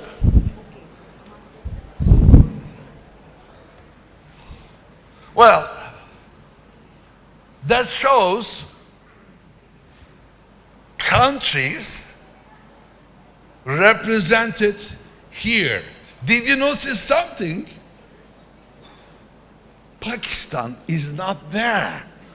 Do you know the reason why? I tell you why. Because such a humble people, such a humble nation, culture. Well, I can say humiliating, and modesty. I don't know if there's another word. Down-to-earth people. Can you, I mean, this is Pakistan. Maybe you don't know where you are, you don't know your culture, because the fish discovers the water last. You are the fish in the water, and I am an outsider. By looking at this map, I can see with whom I am dealing with. Now, coming back to this slide. Now, as you see, the name represents global economic resilience. It sounds very good. Sustainable business, wonderful. Model innovation, business model innovation, sounds very good. But I am not here to teach you something new. If possible, I want to give you some question mark. After you leave here, you shouldn't have anything new but the question mark. Because which one is more important in our life, question mark or the answer? Of course, the question mark. Because the questions are not changing, but the answers are changing a lot. When I say, okay, maybe I should stuck to here because the microphone. It's working because you stuck it off. Okay, wonderful. The question mark is not changing. As an example, when we say how many times you can divide atoms, maybe 100 years ago, the answer was no ways. What are you talking about? Nowadays, even in Pakistan has nuclear power, we know, you know how to divide atoms. Maybe in the future, the same question will be answered. How many times you want me to divide the atoms? So, now, if possible, I want to give you some, I want to present you some question mark. Number one, do we know the big difference between innovation and creation? Do we know this here?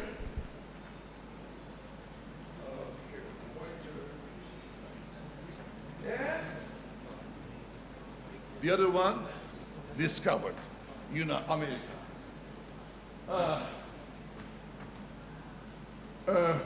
I mean, it says here tourism, but take out tourism, put any sector that you like, it will not change the content, it will not change the reality.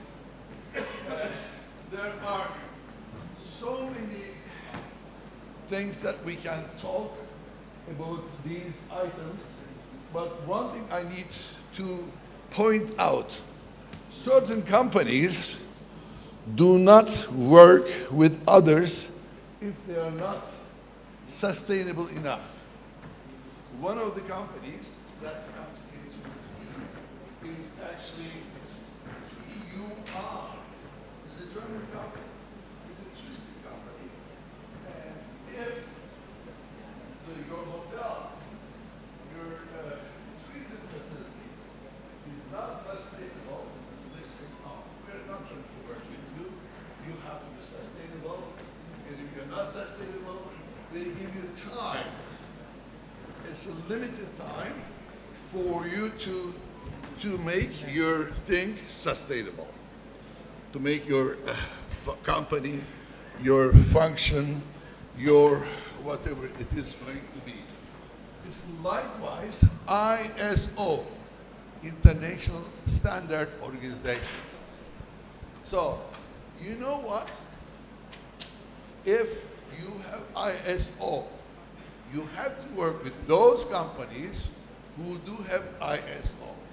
What I mean here, one day, it is not going to be luxury to become innovative, to be sustainable because of the rules and regulations stipulated by the laws. And as an example, TUI and ISO, International Standardization Organization. They only work with ISO companies. ISO, and you are ought to be work with another ISO companies.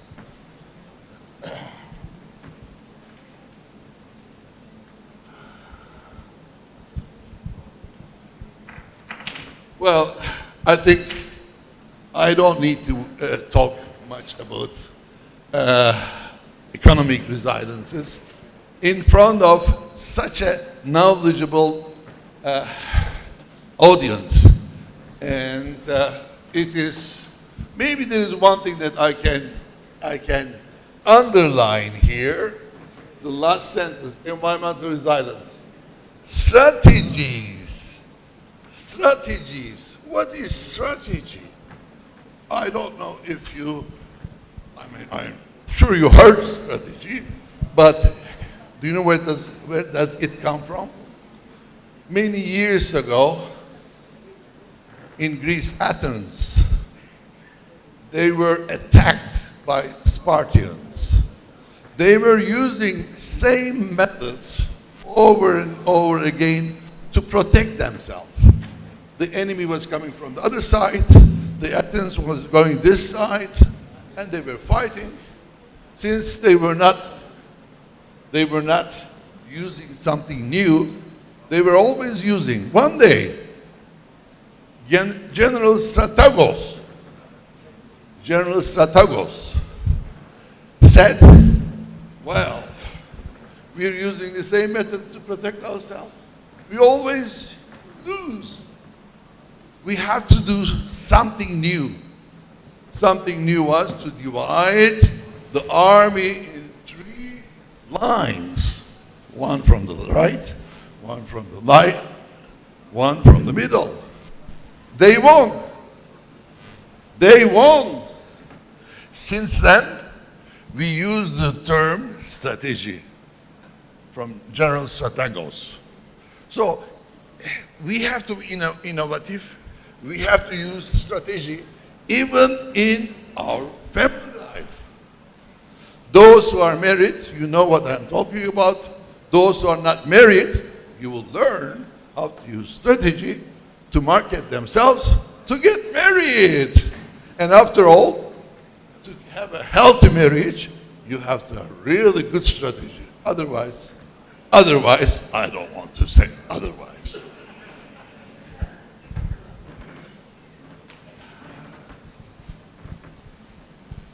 Well, again, the key factor for economic resilience. We all know these terms, but coming to the last point, innovation and digital transformation. Digital transformation. I think if you let me know what I mean with digital transformation, innovation, we talk a bit, but digital transformation is the next step forward.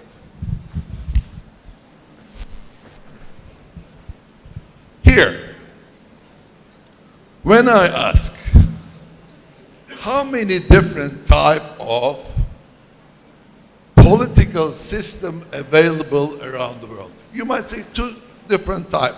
One is capitalistic, the other one is socialist or communist.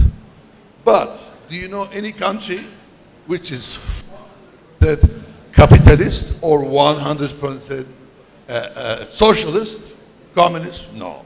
It's always mixture. Likewise, here, We have business model. This is the traditional model, the one that we know, like a one-man company. Even if they have 100 men, it's like a one-man company. It's traditional model, short-term profit. Well, tomorrow is tomorrow. The God is great. The God will help us, kind of thing.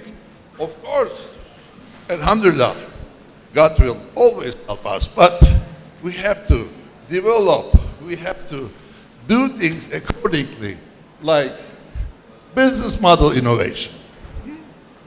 Business model innovation. And more developed than this one is innovative models. Innovative model.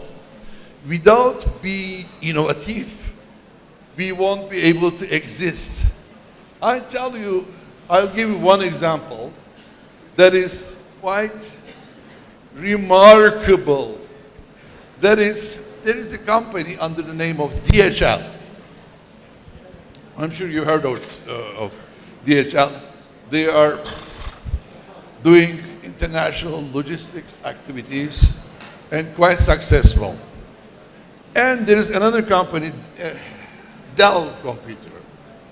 They signed an agreement for 10 years.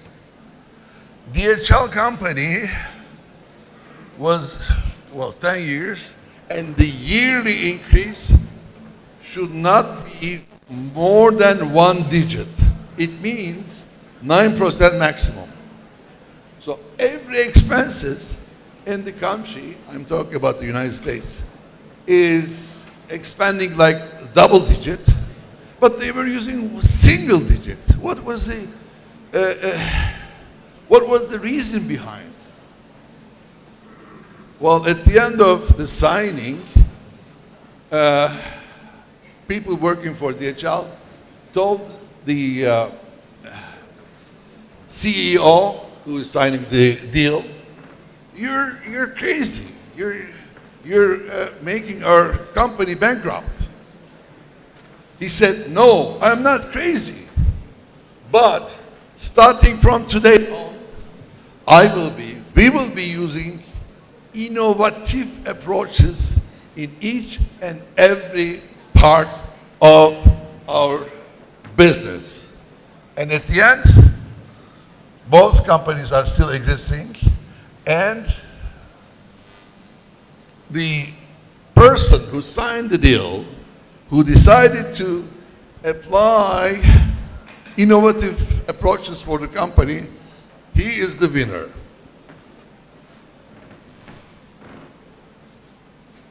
Well, just type of sustainable business model. Again, we all know this. I will pass due to this time limitation. And today is Friday. I know what to do afterwards. And I'm being a little speedy. Same thing goes for sustainable strategies, business model innovation level. So most of the companies are using here defensive strategies. Then comes accommodative strategies. Then comes proactive strategies. So this is a development. This is a development. When we start with defensive one, then we, as a passing stage, we use accommodative strategies. Proactive strategies is going to be number one priorities, number one aim for all of us. But of course, in order to come up here, you have to use these steps. Today, we have 3 stages. Tomorrow, we don't know. That's going to be maybe the subject of next conference. Well, as an engineer, I have to put everything in formula. Because if you cannot measure, you won't be able to understand. Whether it's a social science or is mathematical science, engineering is all same thing. Everything is very clear cut. BMI implies the impact of business model innovation. And as you can see, that is the sum of technological development, total revenues, environmental regeneration, and there are some coefficients, when it means altogether BMI is the sum of these elements here. Very, very speedy. Technological development, not only for tourism, for each and every sector. It is a must. It is a must. I just show you a small example here. It's an innovation. On the winglet, the part of wings, the top part of the wing is called winglet. It's a small changes, but it is number one, cost efficient, like 30% fuel you can save, and at the same time, it's eco-friendly. Since you're using less fuel, you're eco-friendly.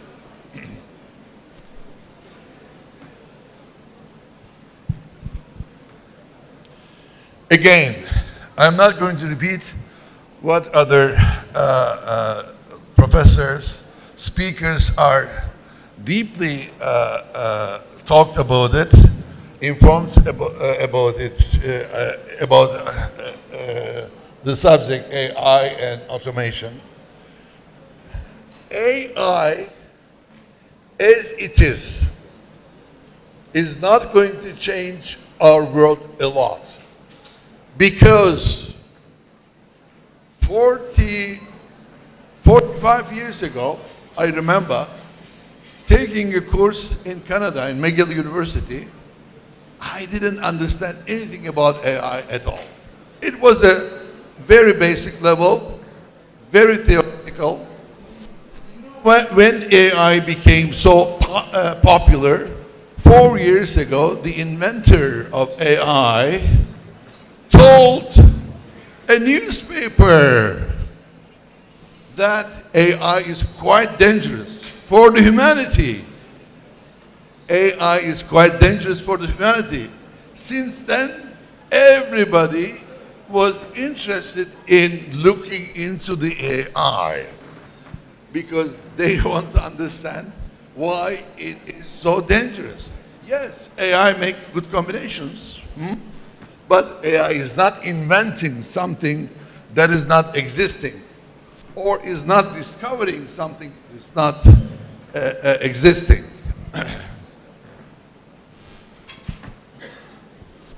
Well, I'm coming to the end. BMI plays a crucial role, but it's not going to change your life unless you make part of your understanding, unless you make your part of your everyday life. It is going to be remaining as a theory, a model, again, unless you make it part of your everyday life. I think this is over. Thank you very much for your patience.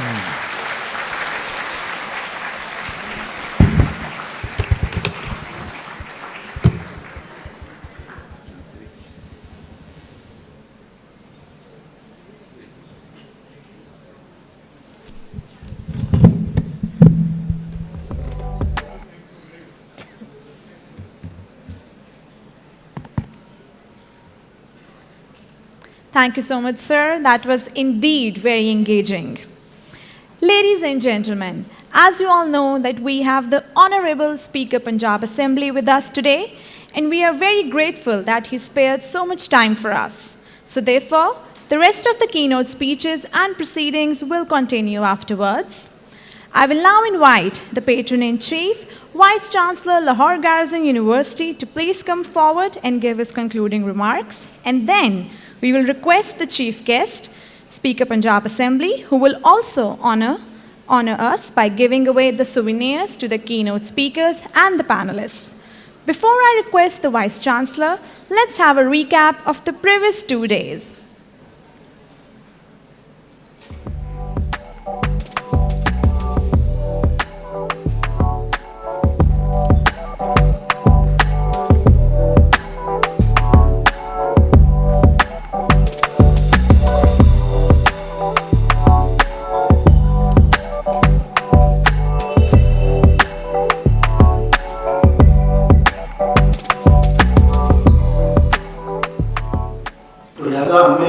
पूरी अपनी कौमी ज़िंदगी के अंदर दुनिया जितनी भी चली जाए, इंफॉर्मेशन जितने भी आ जाए, टेक्नोलॉजी जितनी भी आएगी, इस कायनात का मरकज़ ये फर्द है। इस फर्द की ज़िंदगी के अंदर पीस, कंफर्ट और इसको कलेक्टिव हम गोल देंगे तो हम एआई को हार्नेस करने में कामयाब हो जाएंगे। अभी क्या कि एहसास के अंदाज बदल जाते हैं, वरना आंचल भी उसी तरह से बनता है।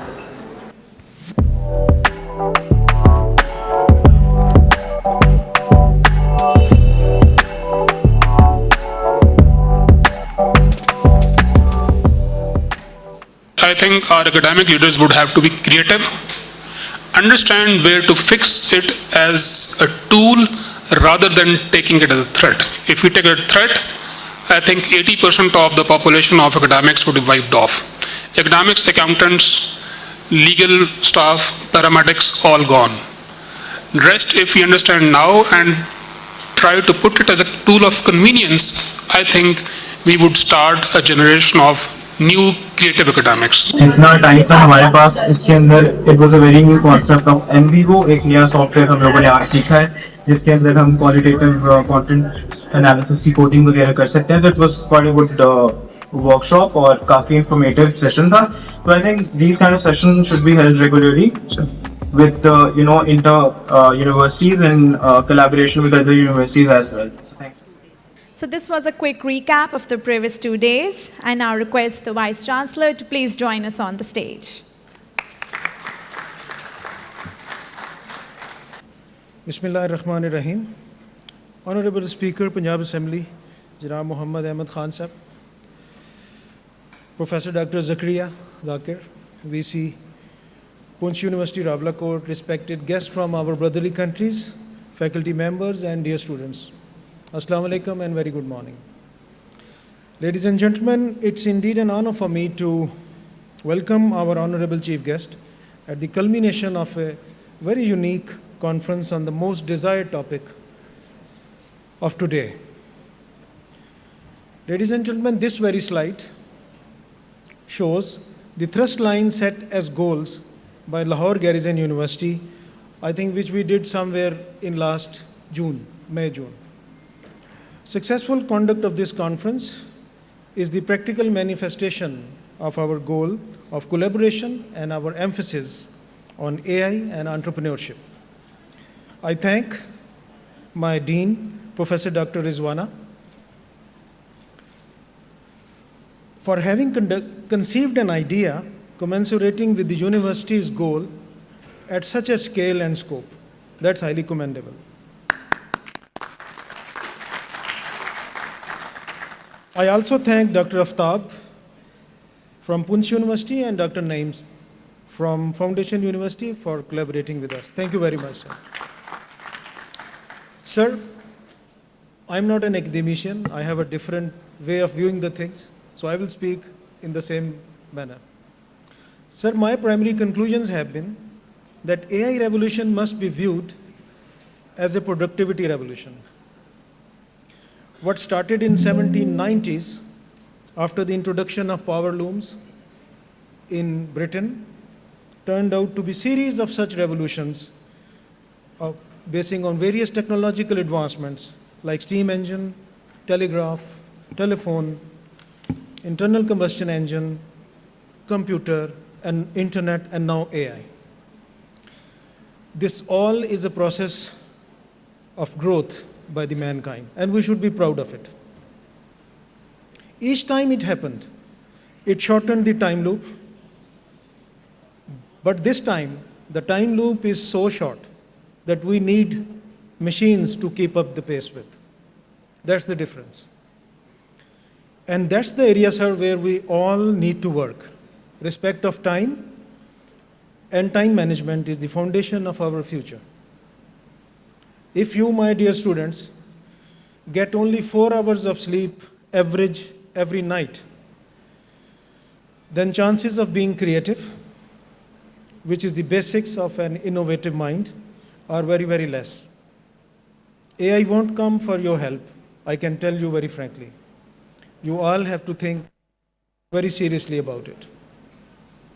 Innovation, sir, is dependent on a particular mindset in a particular cultural trend, which has been well defined by the Western as the word entrepreneurs. 4 days ago in Poonch University, and then 2 days ago in Rawalpindi, in Foundation University, I touched upon the glorious history of the Dutch people.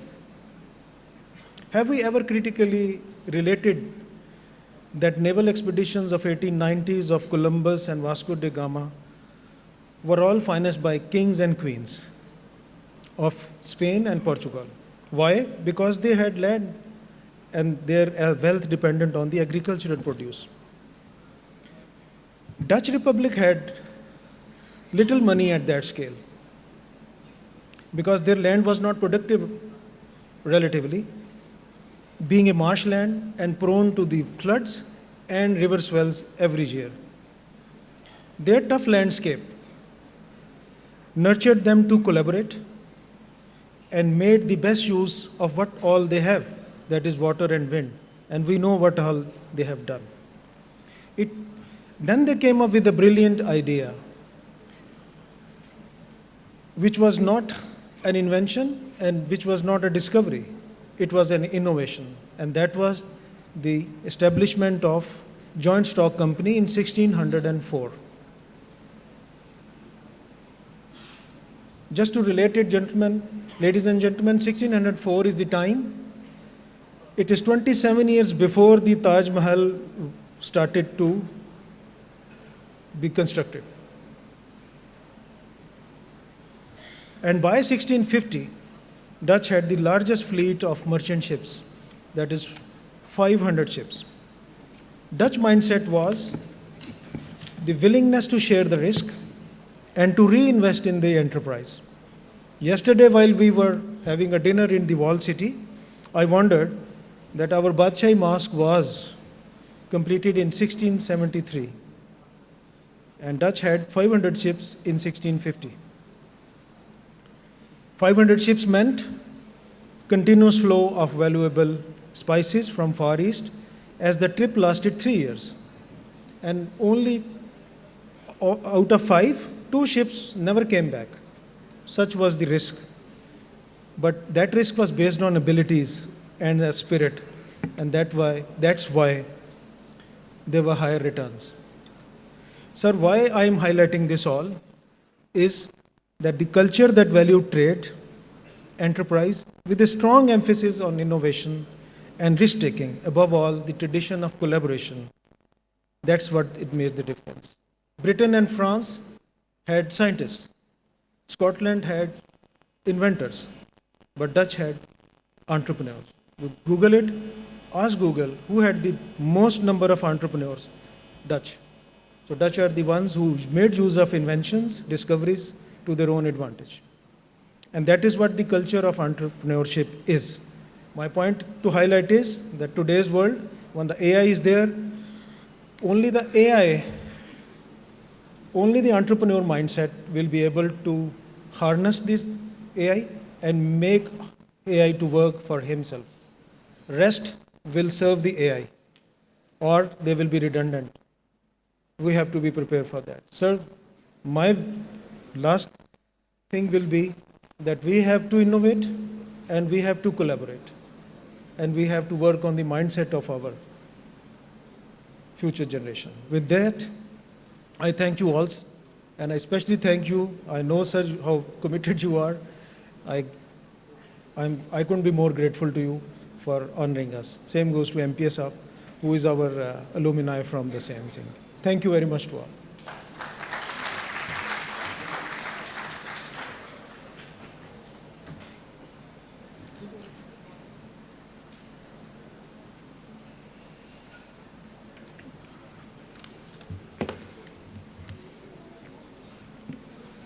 Thank you, sir. Now I request our esteemed chief guest, Speaker Punjab Assembly, Malik Muhammad Ahmed Khan, to please grace the rostrum. And I would like to request you to please stay on the stage for the souvenir distribution afterwards. Please welcome our honorable chief guest.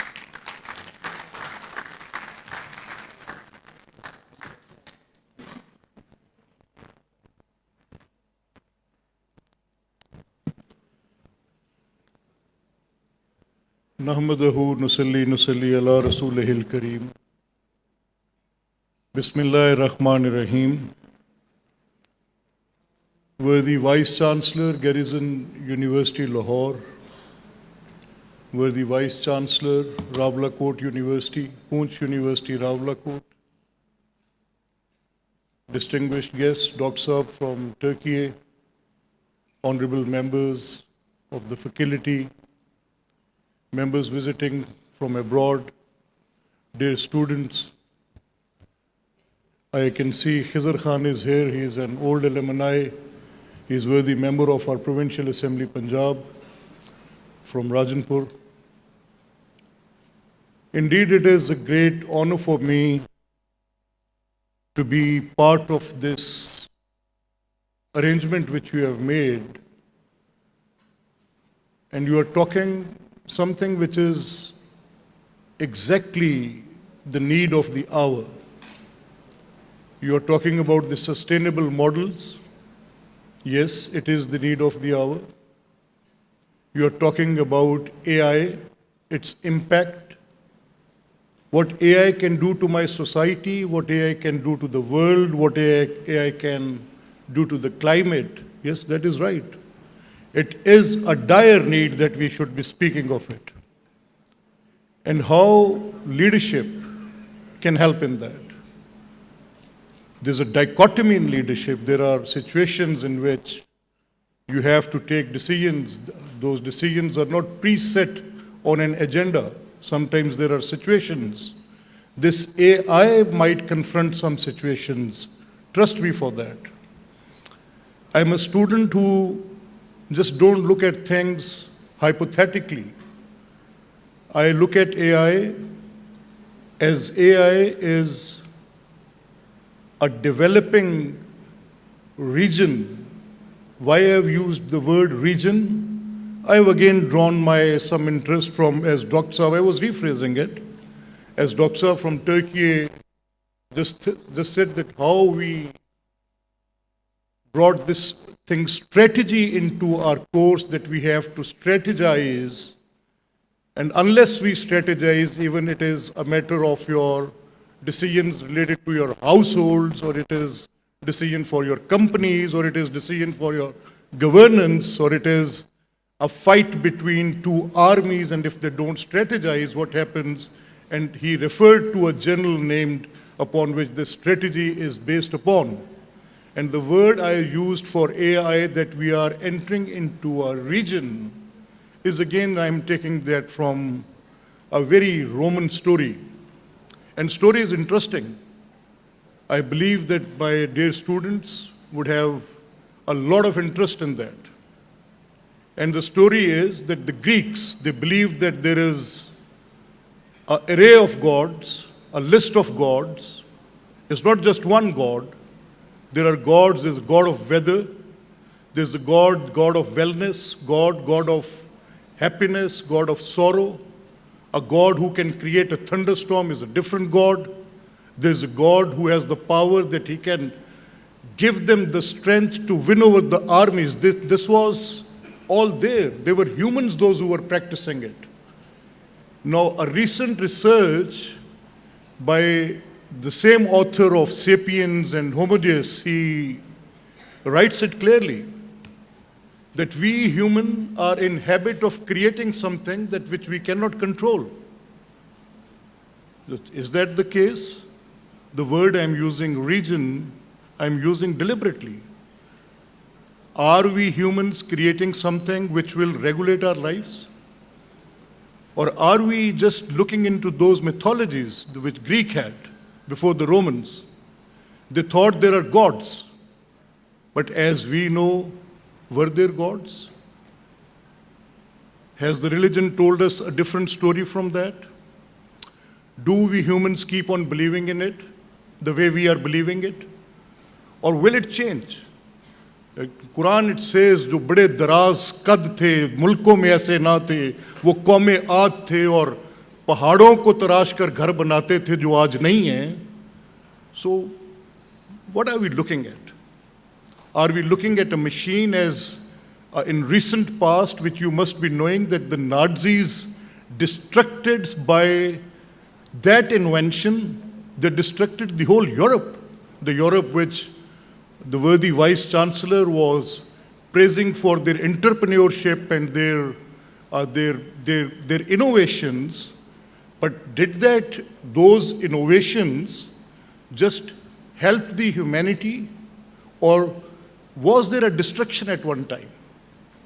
Now, students sitting here, I just want to knock the door at your minds. I just want you, trust me for this is very close to my heart. When I received the invitation from the worthy Vice Chancellor, now look at the level of engagement I had. I have an elder sister. She is literally ill, and her son is getting married today, and I have to travel back to my home village. I have 3 meetings pre-scheduled, and almost like 15 to 20 people in each meeting, traveling from different places, coming here. But this dialogue is so important to my heart, I have rescheduled the whole details. I have come here just to put few words with the students, few words with the members of the faculty. Now, can I make, by any length of imagination, even I think of it, that the members, those who are sitting in my assembly, they will be making laws which will regulate the AI, and they don't know a word about AI? We are confronted with the situation. Will I be in my right minds to say that the governance should be put with the AI and those innovations or those discoveries or those strategies will be given in the hands of those who have not been rightly educated for AI? It will be a crisis, a serious crisis. Those who have to make laws, they won't be able to make it. Those who have to implement it, they won't be able to implement it. And ladies and gentlemen, dear students, there's a country in the world, Estonia. The whole government, 80% of the queries, they are just referring it to the AI, 80% of it. And what AI is doing there, that has to be seen yet. We humans have to see that what we did to our race, actually, what this machine will do to that. So is it for complementing the betterment of the society and humanity, or is it by just regulating it? In Pakistan, we have some very indigenous challenges. The challenges are manifold. We are lacking dialogue today. Yes, we are lacking. As I said, that the leadership is a dichotomy of leadership, that sometimes you have to make decisions with the human instinct. You cannot leave the role of the leadership with the machine. It could not be left so. Ladies and gentlemen, dear students, so the thought which I'm leaving with you today is that as I entered into the university today, I was really happy. I was really happy to see that the public responsibility which this university is actually advocating, they are bringing in good sentiment in the rural life. I'm really happy to see that because unfortunately in last 70 years of this country, the problem which we have had here today is कि मैं आपको ये यकीन से कह सकता हूँ कि आपकी सारी इन्वेस्टमेंट, आपके सारे वसाइल का रुख, आपकी पूरी हुकूमत की तवज्जो, आपकी सियासी जमातें, आपके अदारे, आपकी अदलिया, आपकी अस्करी बाजू, सबका रुख तवज्जो आपके शहरों की तरफ रही, देहात आपकी तवज्जो के तालिब हैं। वेल डन गैरिसन यूनिवर्सिटी, आप जो कर रहे हैं, I really appreciate that because I in a true sense of word I am a villager, और मुझे वहाँ की कसमपुसरी का, वहाँ की तकलीफ़ का, वहाँ के दुख का एहसास है। मैं मौजूदा हुकूमत का भी शुक्रगुजार हूँ कि जिन्होंने ये वसाइल का रुख अब देहात की तरफ किया है, जिससे फ़ायदा होगा। एंड ट्रस्ट में आपकी जो ये मिसमैच है, ये जब ख़त्म होगी अर्बन और रूरल की, तो उसके फ़वाइद आएंगे। Yes, AI can help in that. Yes, AI today can give me so many reasons to believe in कि किस तरीके से इसके ऊपर हम जाके अपने वो एक सेटल्ड मॉडल्स क्रिएट कर सकते हैं, जिसमें आपकी वो बुनियादी चीज़ें जो मुश्किल आ रही है, let's say for example out of school children.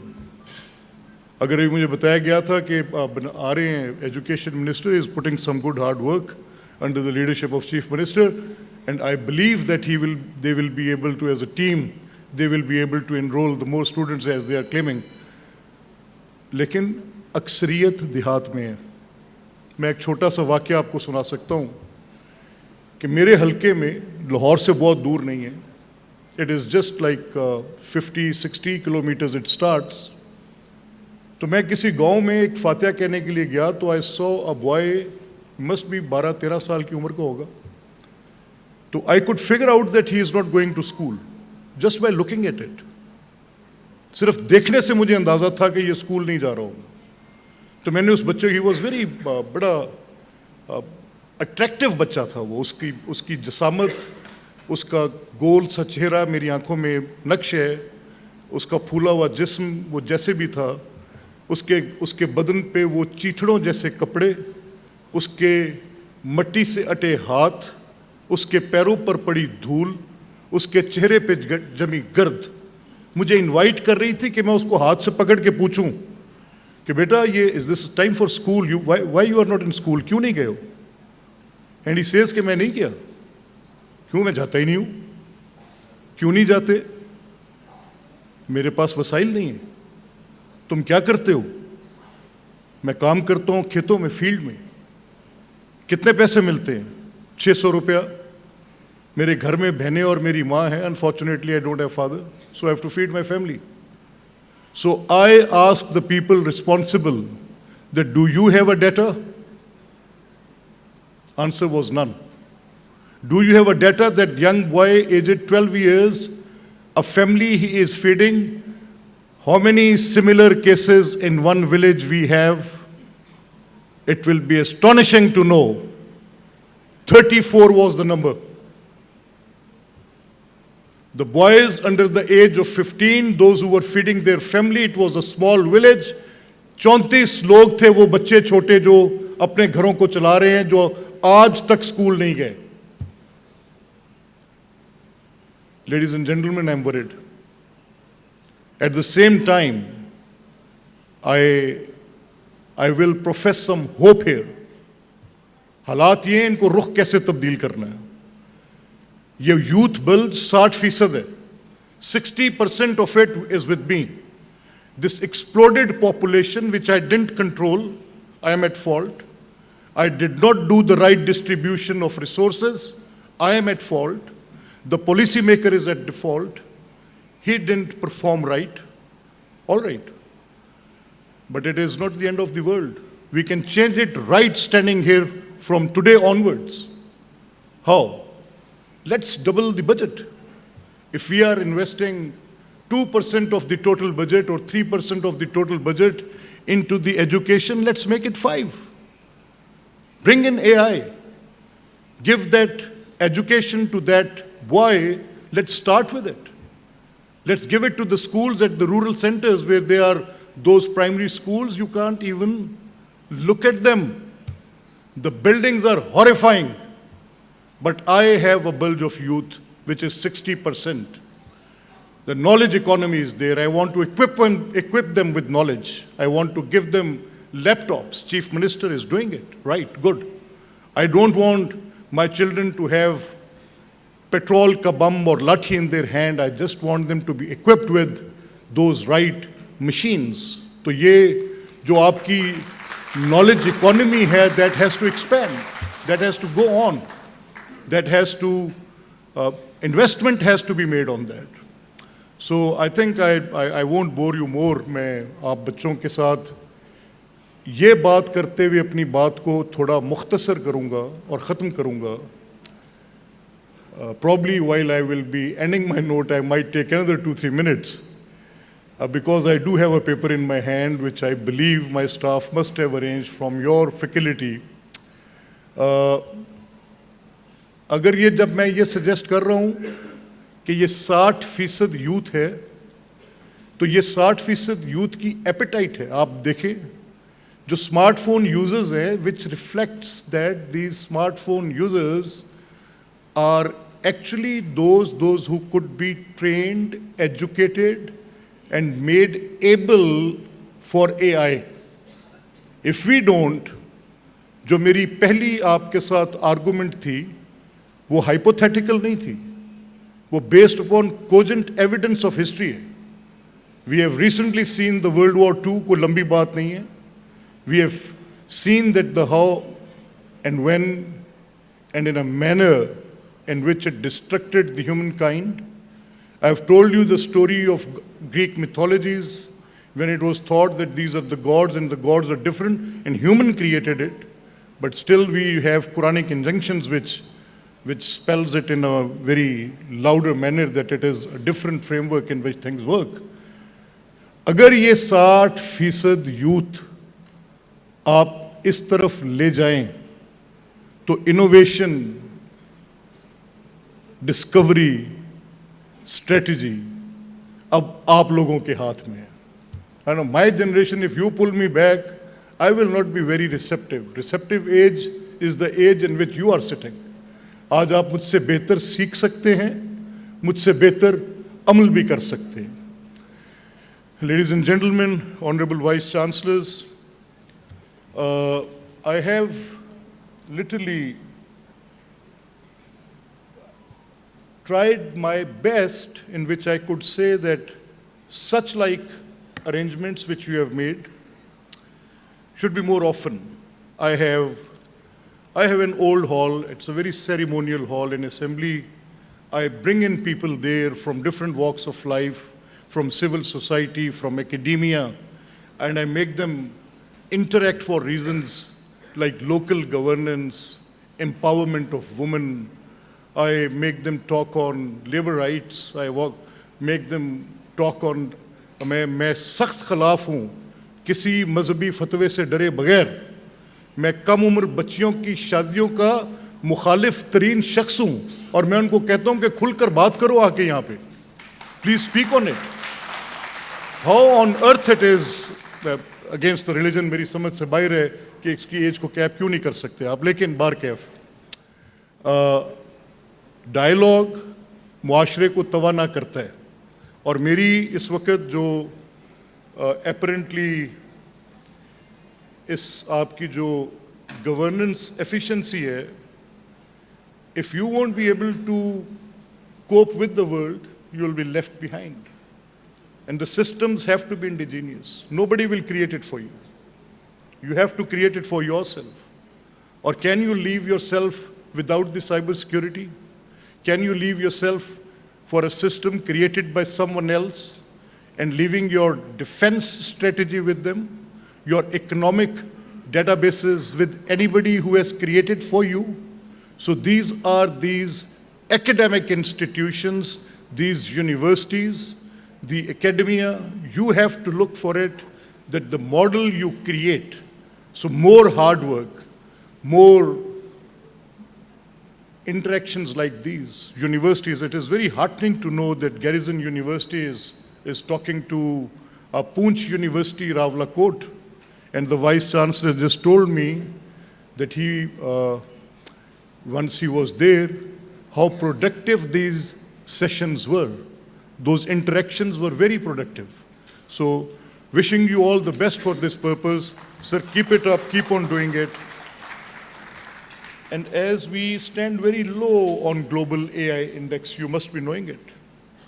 So all these universities, I believe that the government should wake up. The policy makers should wake up. They should be knowing this humongous challenge, which is not just coming with some low noise of any entrance. It is just coming with the full flow. So my request would be that we all should be sitting together, putting our heads down and working for the right framework for the AI. May it be legislative or may it be academics. Thank you very much, ladies and gentlemen.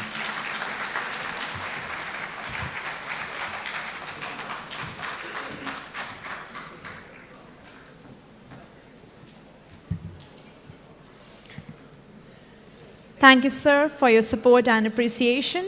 We will now proceed towards the souvenir distribution.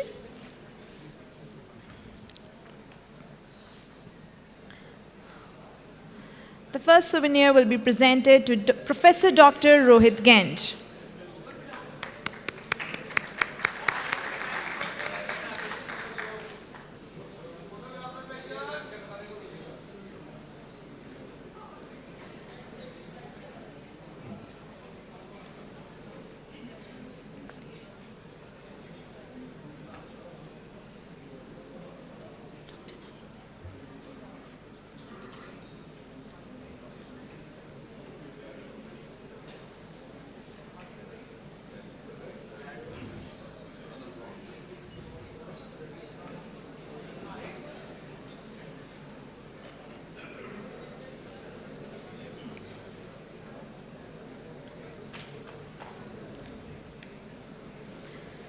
Our panelist, Dr. Badli Shah Ahmed.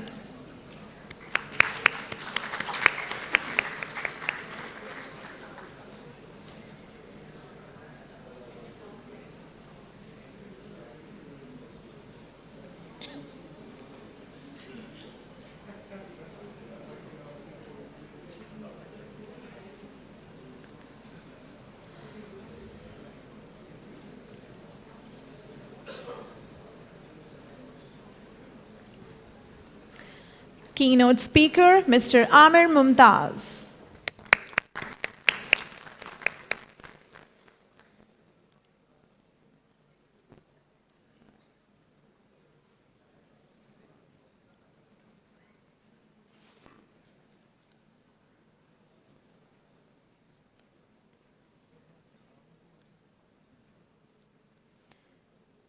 Ms. Falahat Imran.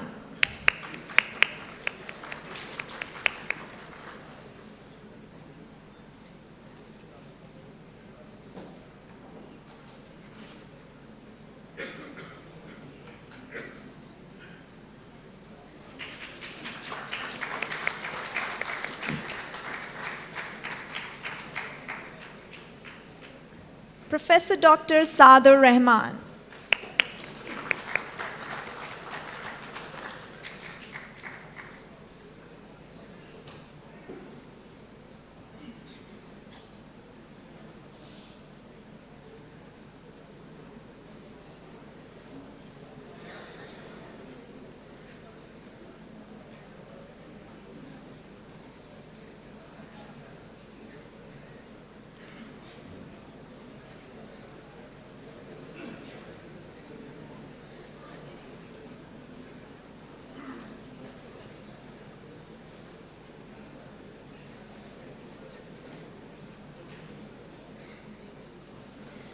Mr. Ehtisham Ali Raja.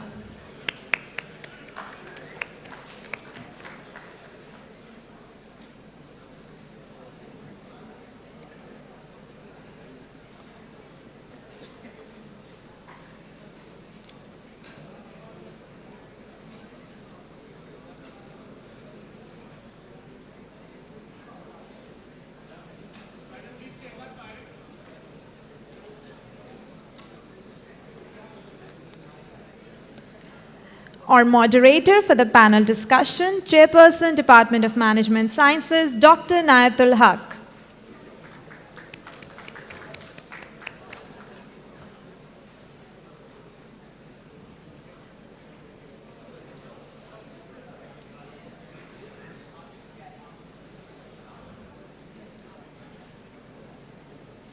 I now request the Honorable Chief Guest to please present souvenir to the conference chair, Professor Dr. Rizwana Bashir.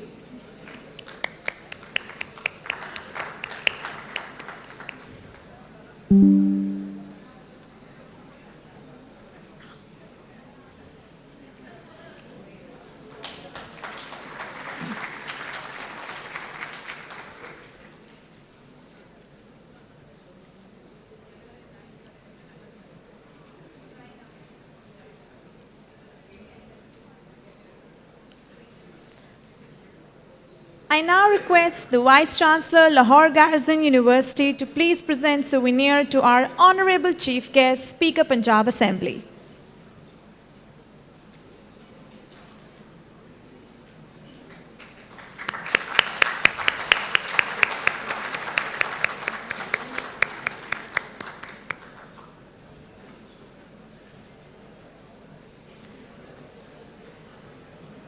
Thank you, sir. Thank you, ma'am.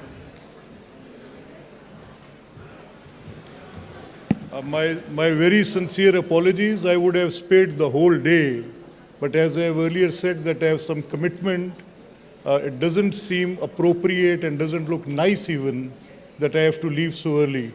But if your faculty and your Vice Chancellor agrees, I would request all the students to come and witness one of the assembly sessions, and so we can interact more.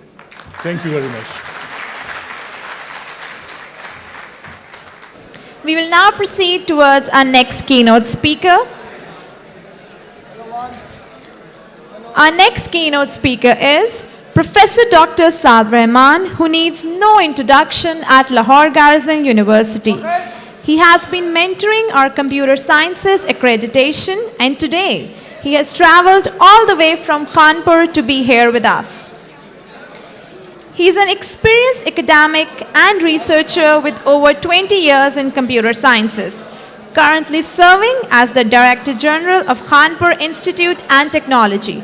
Please welcome Professor Dr. Saad Rahman. बिस्मिल्लाहिर्रहमानिर्रहीम अस्सलाम वालेकुम मुझे कोई response नहीं आया अस्सलाम वालेकुम that's nice ठीक है so I think it would be good if we can have a direct link with each other. So अगर आप इजाज़त दें तो shall I start? Tell me how many of you are from management background, management sciences department. Please raise your hands. And how many are from CS department, computer science and computing? So once I got the invitation about delivering a talk on this topic, sustainability, AI, innovation and leadership. So I started off with, as an engineer would always do, go into the quantitative presentation. But once I was coming from Rahim Yar Khan yesterday, so I would request if all the audience can be a little bit quieter and just listen. As I was telling that once I got the invitation about presenting in this conference, so as would an engineer do, I just went into the quantitative analysis and just made my presentation. But yesterday once I was coming from Rahim Yar Khan, I just thought that once I just had the scrolled the website, it was a management sciences. So I just thought, no, my direction is wrong. So I would be just expecting management sciences student. So today an engineer will teach you a little bit about management sciences. I hope that I will be able to make you feel better in this. So important thing which I had to see was sustainability, AI, innovation and leadership. So exploring how AI, innovation, leadership can converge. So basically these are 4 or 5 different things and my idea was to converge them on one single point. उसको कैसे इकट्ठा कर सकते हैं? So a little bit of my background. So I did my master's PhD from UK and it was all government sponsored. Then I was a consultant at the Prime Minister Youth Program and I'm also the ex-member of Punjab Higher Education Commission. Over 18 years I am an ex-dean and ex-vice chancellor.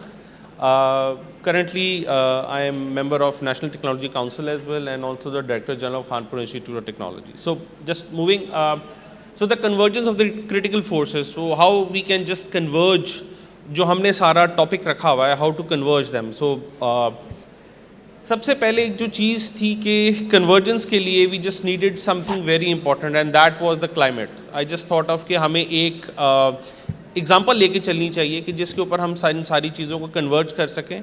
Since I was coming to Lahore, और अगर मैं थोड़ा सा पीछे चला जाऊँ, so about the smog and all those, Lahore was in the top basically in the most polluted city in the whole world. So I just thought, okay, why not to have that in perspective.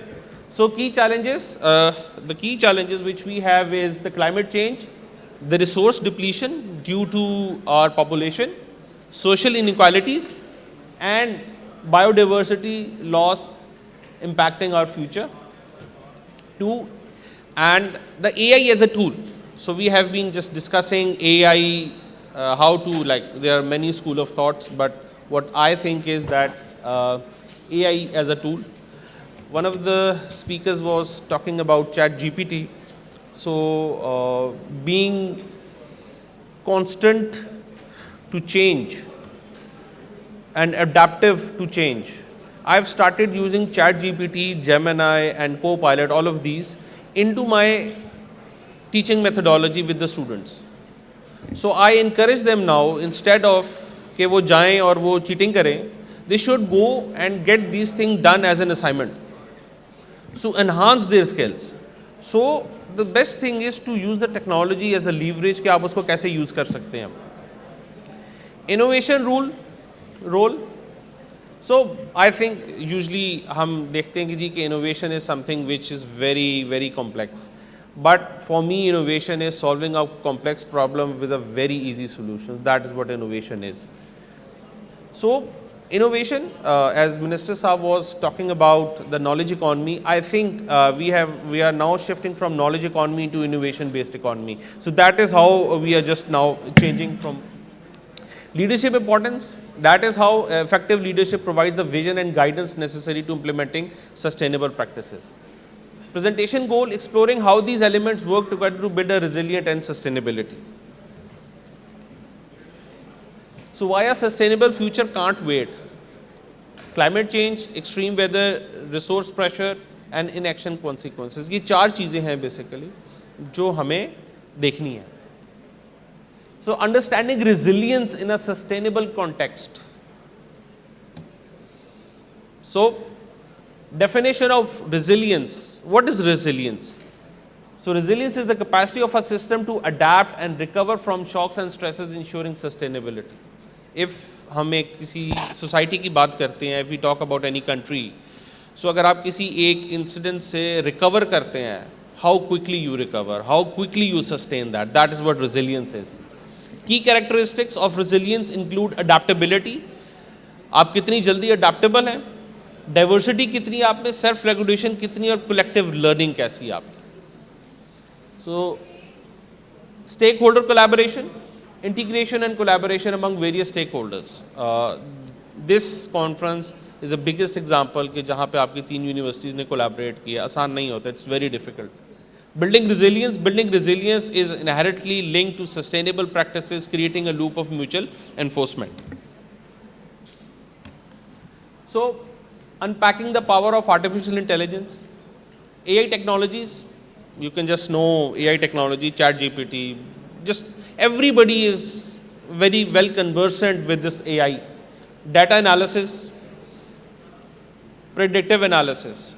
I was just reading one of the posts in LinkedIn that an earthquake is expected in Pakistan next week. So God forbid, Allah Ta'ala bachaye. But predictive analysis help us to prepare in advance, in future, if there is any eventuality is coming, is there any other like rain is coming, flood is coming, so to help us prepare. Automation efficiency and decision support. So enhancing our understanding of the planet. So AI satellite image analysis, this is something which one of my startups did. Basically back in 2014 what we used to do, हमने उस time पे AI थोड़ी बहुत use की थी. हम एक Swedish satellite से तस्वीर लेते थे ऑफ क्रॉप जो भी है एरिया का, farmer use to mark his land, और हम उसको सैटेलाइट से बेसिकली करके देते थे जो है सेगमेंटेशन ऑफ कि कौन सी क्रॉप ठीक है, उसमें से कौन सा एरिया ठीक नहीं है. So that we started off in 2014 and for the just 20 rupees per day की ये एक स्टार्टअप था. Smarter resource management for a sustainable future, smart grids, we should go into smart cities. वो हमें देखनी है किस तरीके से हम स्मार्ट सिटीज़ बना सकते हैं, हमारे जो रिसोर्सेज हैं उनको कैसे हम मैक्सिमाइज कर सकते हैं. Precision agriculture, that is again very important. AI driven supply chain and advance waste management thing.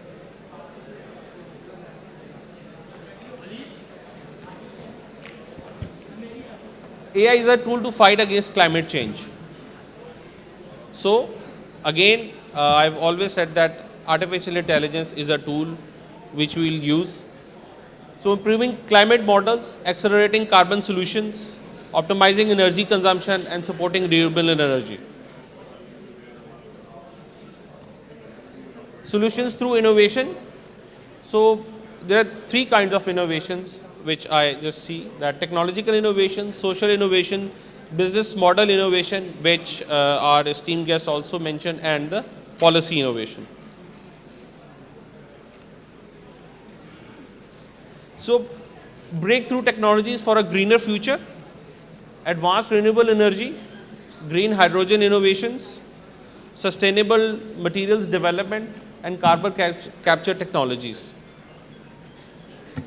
So new approach to sustainable living and commerce, circular economy models. Again, my esteemed Professor Saab talked about the circular economy, community-led initiatives, sustainable urban design and inclusive business models. The indispensable role of leadership. So that is something which we always say that we just see from the youth, that they are our future leaders. Sustainable leadership, the key qualities of long-term thinking, integrity and adaptability, collaboration importance and skillful communication.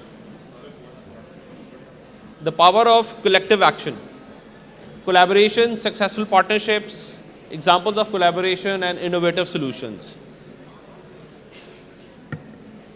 Navigating the ethical landscape of AI, bias and fairness, transparency, data privacy, job displacement and accountability frameworks are basically the major factors. Innovation and leadership in urban environments. So AI optimization, innovative design, community leadership and experimental sites. So transforming agriculture for a food secure future. So the transformation of agriculture is crucial for ensuring food security in the future with advancements in AI, innovative crop solutions, effective leadership and investment. Redefining our relationship with resources, circular economy, AI optimization, leadership and innovative business models. navigating the path to sustainable and resilient world, technological challenges, social and regulatory gaps, behavioral changes, and growth of green jobs. Tracking our journey towards a sustainable future, key sustainable indicators, renewable energy adoption, social equity and well-being, and role of AI in data analytics. The future is on our hands. AI innovation, collaboration, and inspiring hope. So that is the end. And if you have any questions, you may please ask. Thank you. Thank you, sir. Ladies and gentlemen, our guest of honor has arrived. Please welcome Mr. Rana Sikandar Hayat, Minister of Education.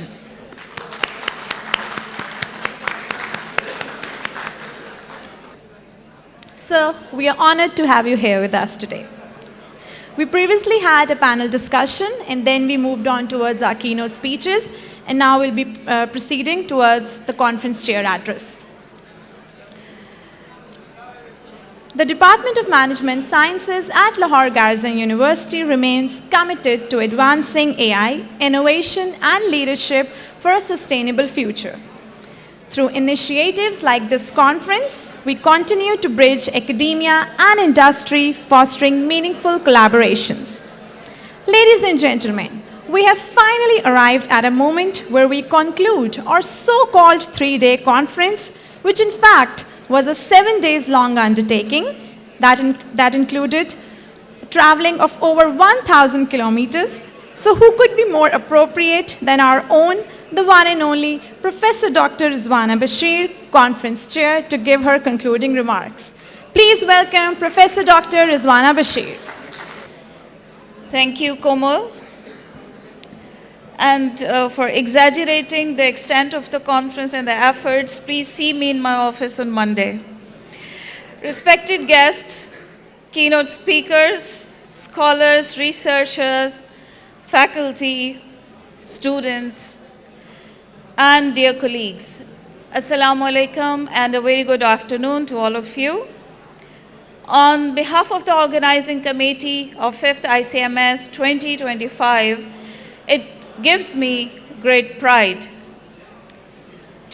as I stand here today to deliver the closing remarks of what has truly been a remarkable and impactful 3 days academic journey.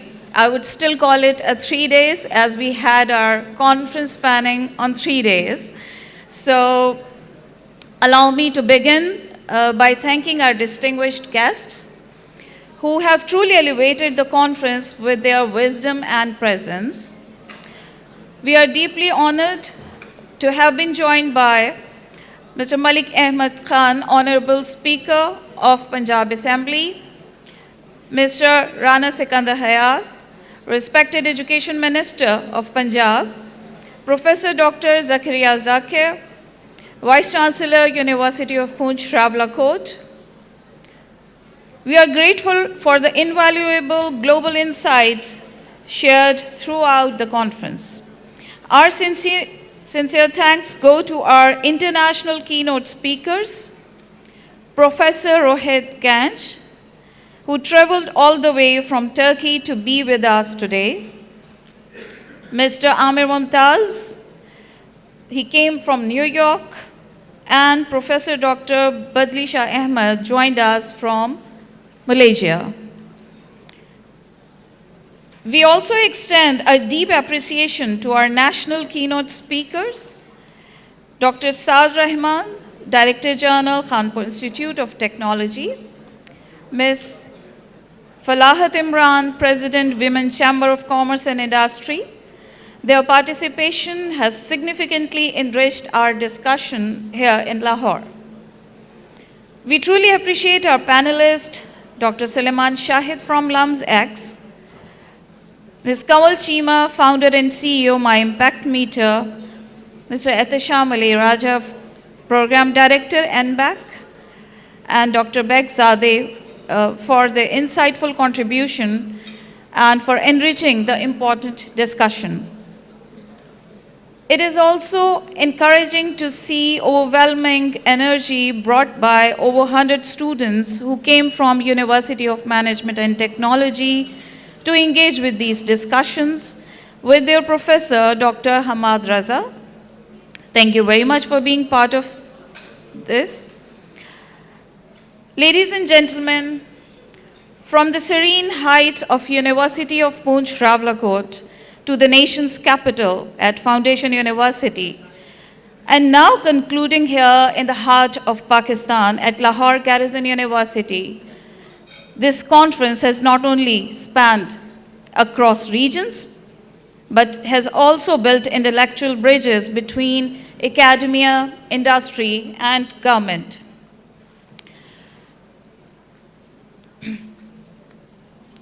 Such collaborations or such conferences by universities have immense impact.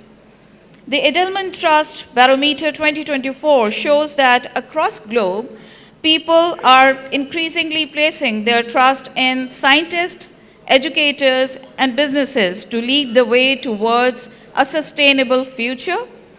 In Pakistan, this reflects the growing faith in academia and youth-led innovation as forces for change.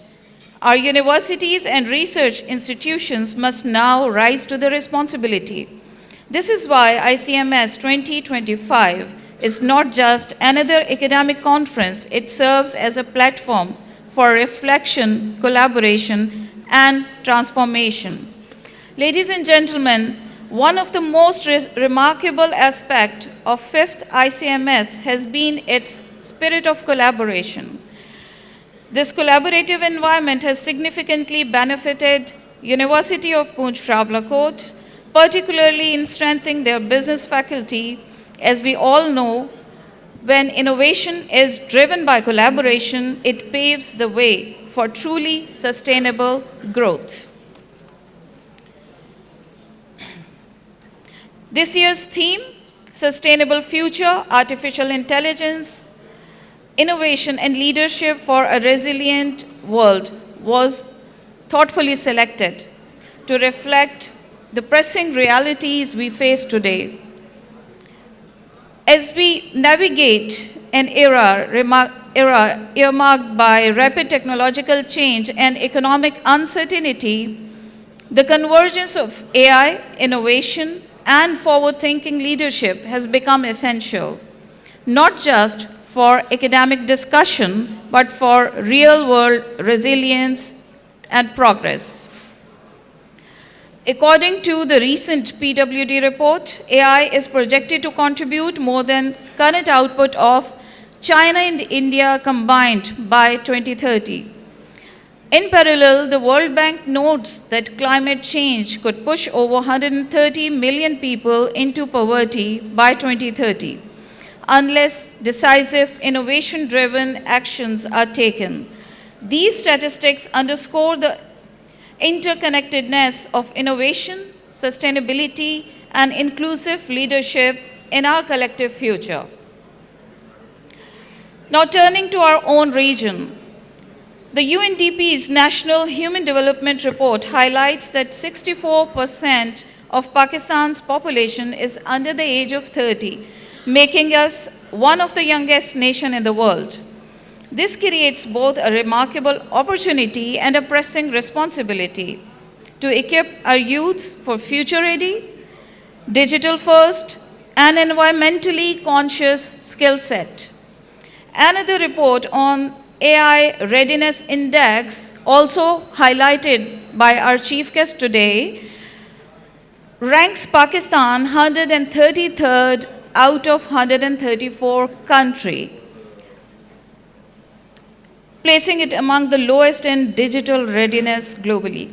Moreover, a State Bank of Pakistan report also notes that over 90% of Pakistan's SMEs still operate informally with limited access to digital tools, AI, or innovation-led infrastructure.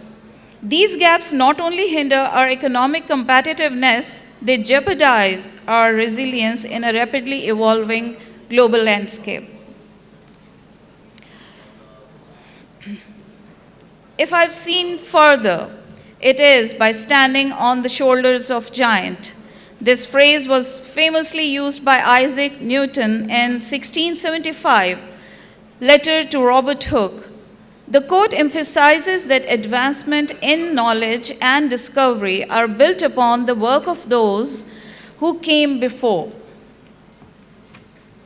This is why our theme chosen this year is not just a topic of discussion, it is a call to action for all the stakeholders. As we reflect on 3 days of this insightful conference, the key takeaways have powerfully reinforced our theme. From insights on sustainable practices in manufacturing and ethical AI, to call for interdisciplinary research and globally shared knowledge, our distinguished keynote speakers emphasized that responsible innovation must be embedded in both education and practice. The need for green consumption of the local resources, AI-driven opportunities for educated but unemployed women in AJK, and student-led entrepreneurship rooted in local challenges. Most importantly, we were reminded that AI is not a threat, but a powerful tool to amplify human potential, provided we are ready to lead with vision and adaptability. In today's keynote speaker session, as Amir Mumtaz Sahab talked about reordering of powers and highlighted financial and trade fault lines, Ms. Falahat emphasized the role of women in building a resilient world and also shared the role of Women Chamber of Commerce and Industry in supporting the women entrepreneur with a significant rate of success. Professor Rohit reflected upon the global economic resilience business model innovation, which is crucial for achieving sustainability. He very rightly mentioned the key factors for economic resilience as diversified economies, strong institutions, and shared the sustainable business model and strategies. Dr. Saad, being the last speaker of the day, talked about convergence of critical forces and unpacked the power of AI for the sustainable world. The 5th edition of ICMS in many ways was the most impactful one yet, and we aim to keep this tradition alive each year with more inclusive and interdisciplinary participation, connecting scholars, practitioners, and policymakers from around the globe. In the days to come, we'll be initiating conference proceedings, policy recommendations, follow-up collaborations, proposing joint research projects, and encouraging co-publication opportunities across the institutions. These conversations are not ending here, they are beginning here. The real impact of this conference will unfold as we take these discussions to our universities, our boardrooms, our classrooms, and the communities. The real impact also lies in the connections it inspires and the actions it encourages.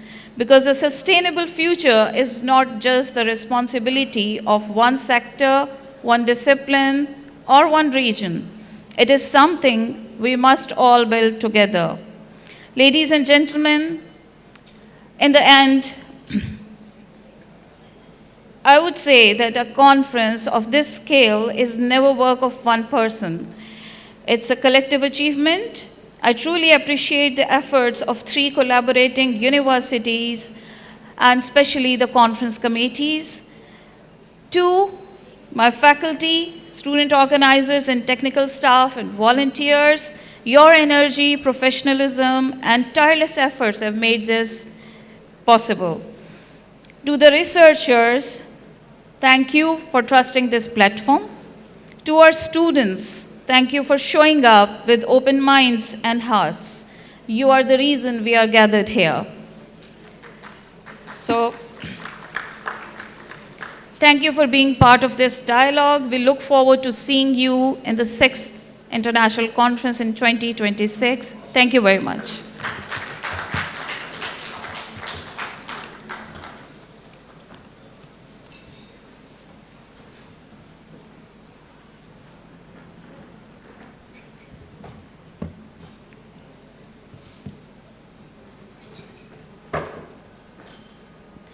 Thank you, man, for being a constant source of support and motivation. I will now request our guest of honor, Mr. Rana Sikandar Hayat, Minister of Education, to please come forward and share his views with us. Please welcome our guest of honor.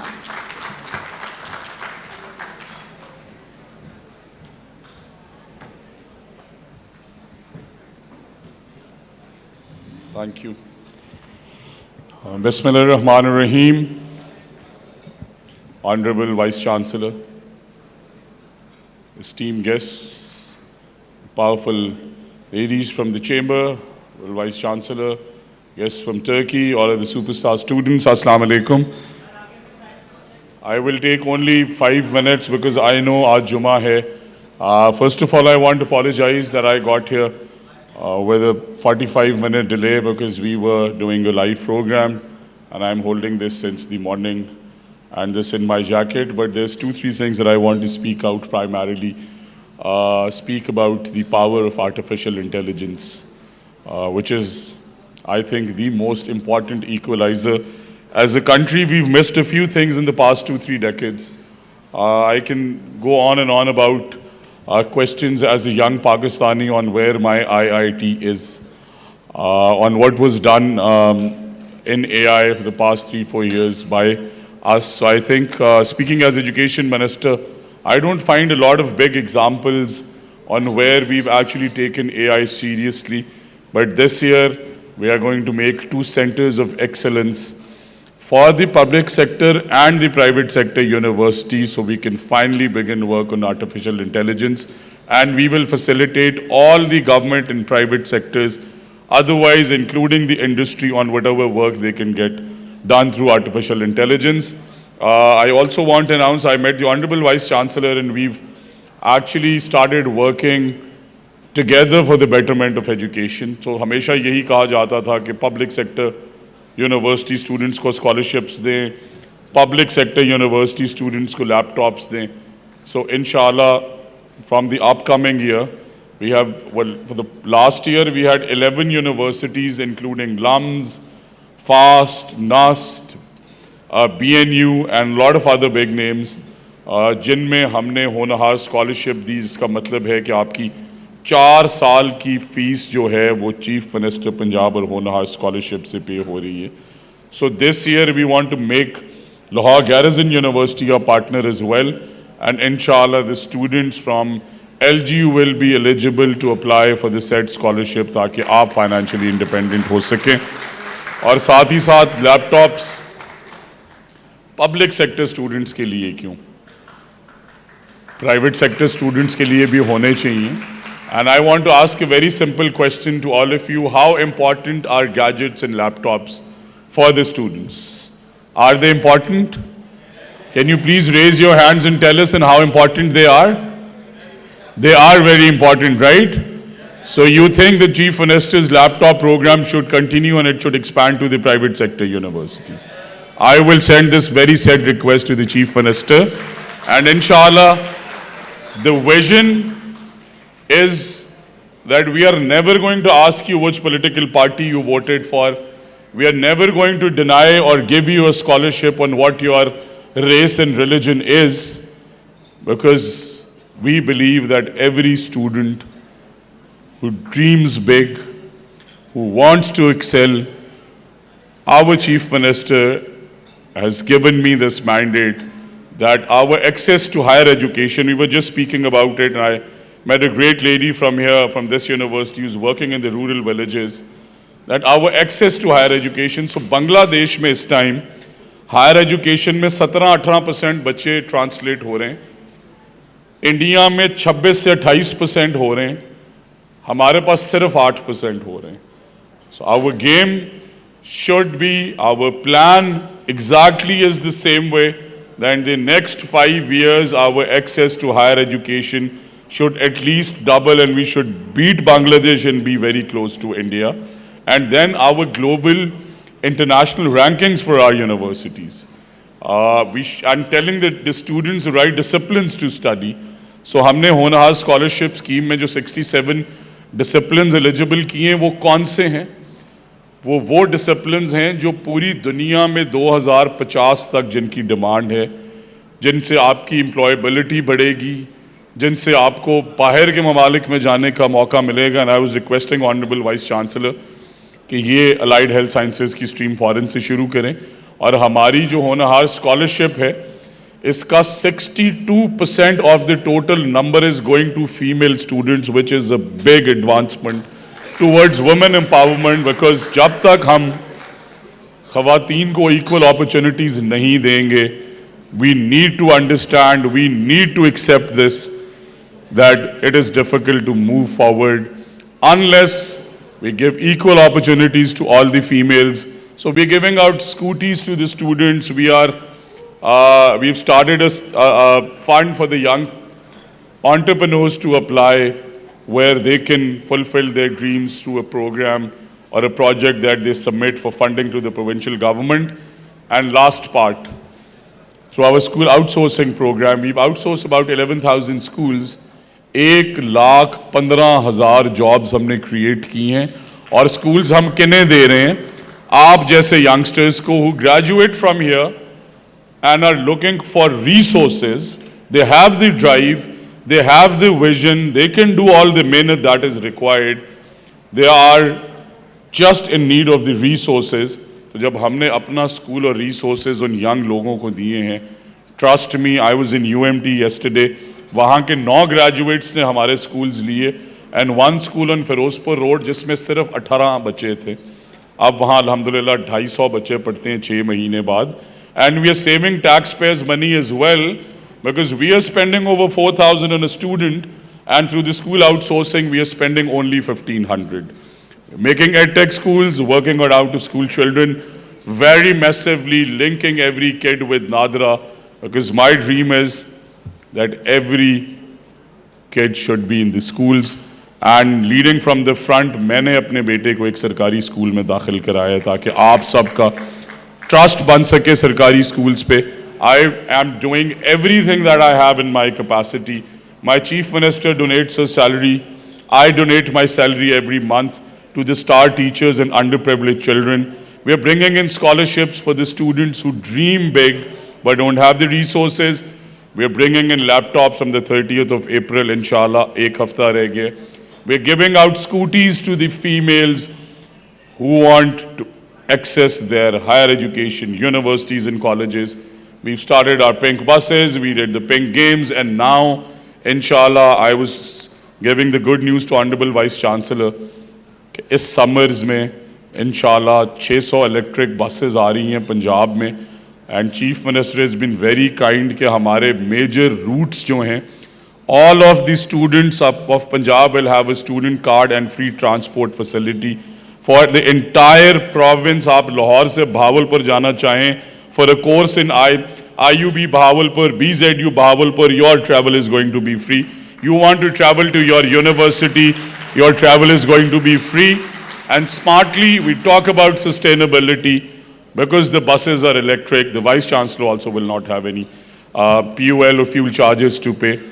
So with this dream, with this vision, with this wish, with this prayer that we young people can turn things around, and I at 38 years, I am an example in front of all of you कि मैं पहली दफ़ा parliament में आया हूँ, मैं पहली दफ़ा एजुकेशन मिनिस्टर बन गया, and we honestly are doing our best. So given the chance, young people can do wonders, and every political party says this.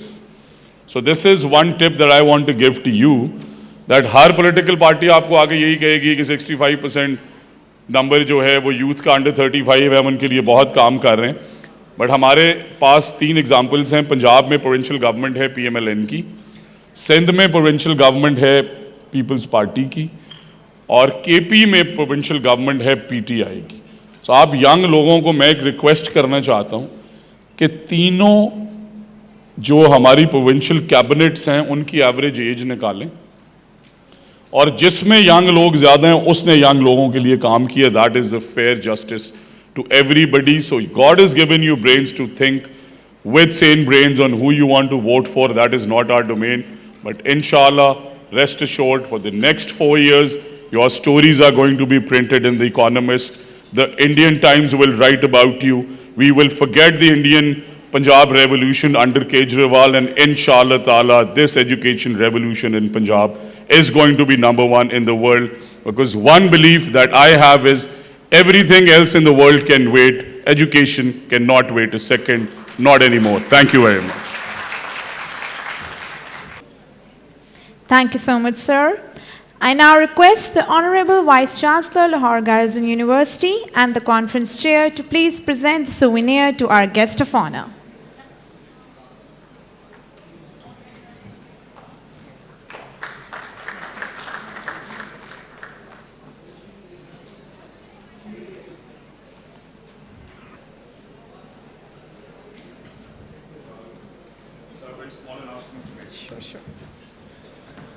And I also forgot to tell you that with the partnership with Google, पिछले एक साल में हमने 50,000 public sector schools के बच्चों को Google CS First और Google Gemini जो उनका AI का टूल है उस पर ट्रेन कर लिया, और Google ने 50,000 में से 37,000 को सर्टिफाई भी कर दिए, और 1,000 टीचर्स को भी वो सर्टिफिकेशन दे रहे हैं. So not only colleges and universities, schools also are going to be aligned with the best global practices. Thank you. Thank you, sir. As we finally approach the conclusion of this insightful conference, we express our gratitude to everyone who contributed to its success. We extend our deepest gratitude to all guests, participants, speakers, and attendees whose contribution made this event a success. We especially thank our host institutions, University of Poonch Rawalakot and Foundation University Islamabad, for their invaluable support and shared commitment to academic excellence. Ladies and gentlemen, we now invite you all to proceed to the entrepreneurial gala, which is taking place in the main ground. Please note that you all are requested to please be seated and let the guests leave first. Jummah prayers will be offered at 1 p.m. With this, we officially conclude the 5th International Conference on Management Sciences. Once again, thank you all for making this a remarkable journey. Stay safe, take care, Allah Hafiz.